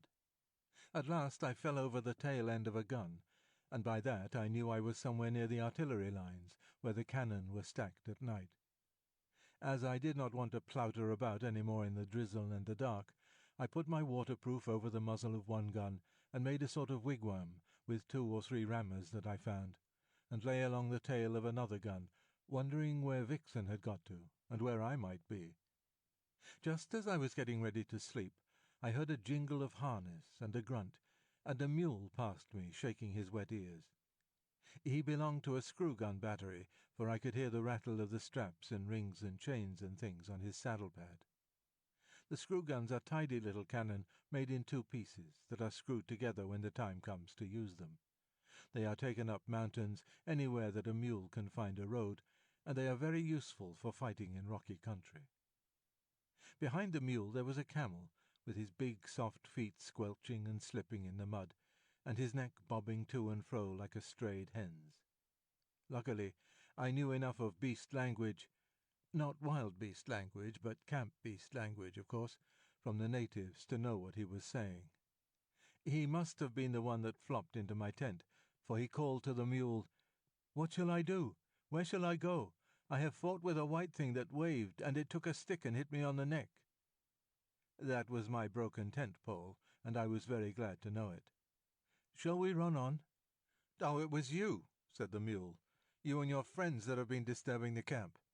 All right, you'll be beaten for this in the morning, but I may as well give you something on account now." I heard the harness jingle as the mule backed and caught the camel 2 kicks in the ribs that rang like a drum. "Another time," he said, "you'll know better than to run through a mule battery at night shouting, 'Thieves and fire!' Sit down and keep your silly neck quiet." The camel doubled up camel fashion like a 2-foot rule and sat down whimpering. There was a regular beat of hoofs in the darkness, and a big troop horse cantered up as steadily as though he were on parade, jumped a gun tail, and landed close to the mule. "It's disgraceful," he said, blowing out his nostrils. "Those camels have racketed through our lines again. The 3rd time this week. How's a horse to keep his condition if he isn't allowed to sleep? Who's here?" "I'm the breech-piece mule of No. 2 gun of the 1st Screw Battery," said the mule, "and the other one's one of your friends. He's waked me up, too. Who are you?" "No. 15 E-Troop, 9th Lancers. Dick Cunliffe's horse. Stand over a little there." "Oh, beg your pardon," said the mule. "It's too dark to see much. Aren't these camels too sickening for anything? I walked out of my lines to get a little peace and quiet here." "My lords," said the camel humbly, "we dreamed bad dreams in the night, and we were very much afraid. I am only a baggage camel of the 39th Native Infantry, and I am not so brave as you are, my lords." "Then why the pickets didn't you stay and carry baggage for the 39th Native Infantry, instead of running all round the camp?" said the mule.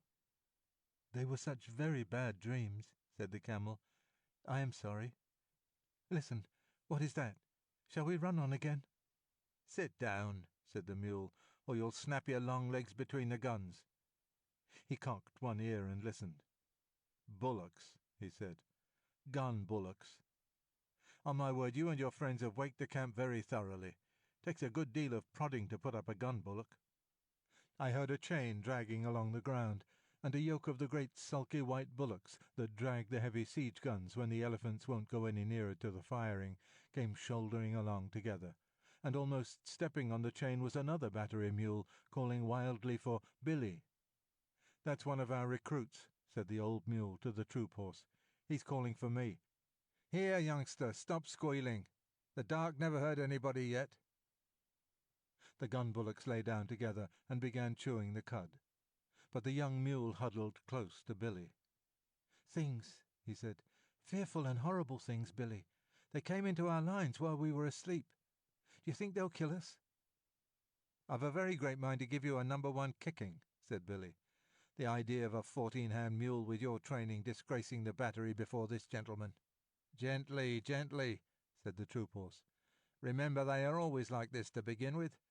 The first time I ever saw a man, it was in Australia when I was a 3-year-old. I ran for half a day, and if I'd seen a camel I should have been running still." Nearly all our horses for the English cavalry are brought to India from Australia, and are broken in by the troopers themselves. "True enough," said Billy. "Stop shaking, youngster. The first time they put the full harness with all its chains on my back, I stood on my 4 legs and kicked every bit of it off. I hadn't learned the real science of kicking then, but the battery said they had never seen anything like it." "But this wasn't harness or anything that jingled," said the young mule. "You know I don't mind that now, Billy. It was things like trees, and they fell up and down the lines and bubbled, and my head rope broke, and I couldn't find my driver, and I couldn't find you, Billy, so I ran off with these gentlemen." Said Billy. "As soon as I heard the camels were loose, I came away on my own account, quietly. When a battery, a screw-gun mule, calls gun bullocks gentlemen, he must be very badly shaken up. Who are you fellas on the ground there?" The gun bullocks rolled their cuds and answered both together. "The 7th yoke of the 1st gun of the big gun battery. We were asleep when the camels came, but when we were trampled on we got up and walked away. It is better to lie quiet in the mud than to be disturbed on good bedding. We told your friend here that there was nothing to be afraid of, but he knew so much that he thought otherwise." "Wah!" They went on chewing. "That comes of being afraid," said Billy. "You get laughed at by gun bullocks. I hope you like it, young 'un." The young mule's teeth snapped, and I heard him say something about not being afraid of any beefy old bullock in the wood.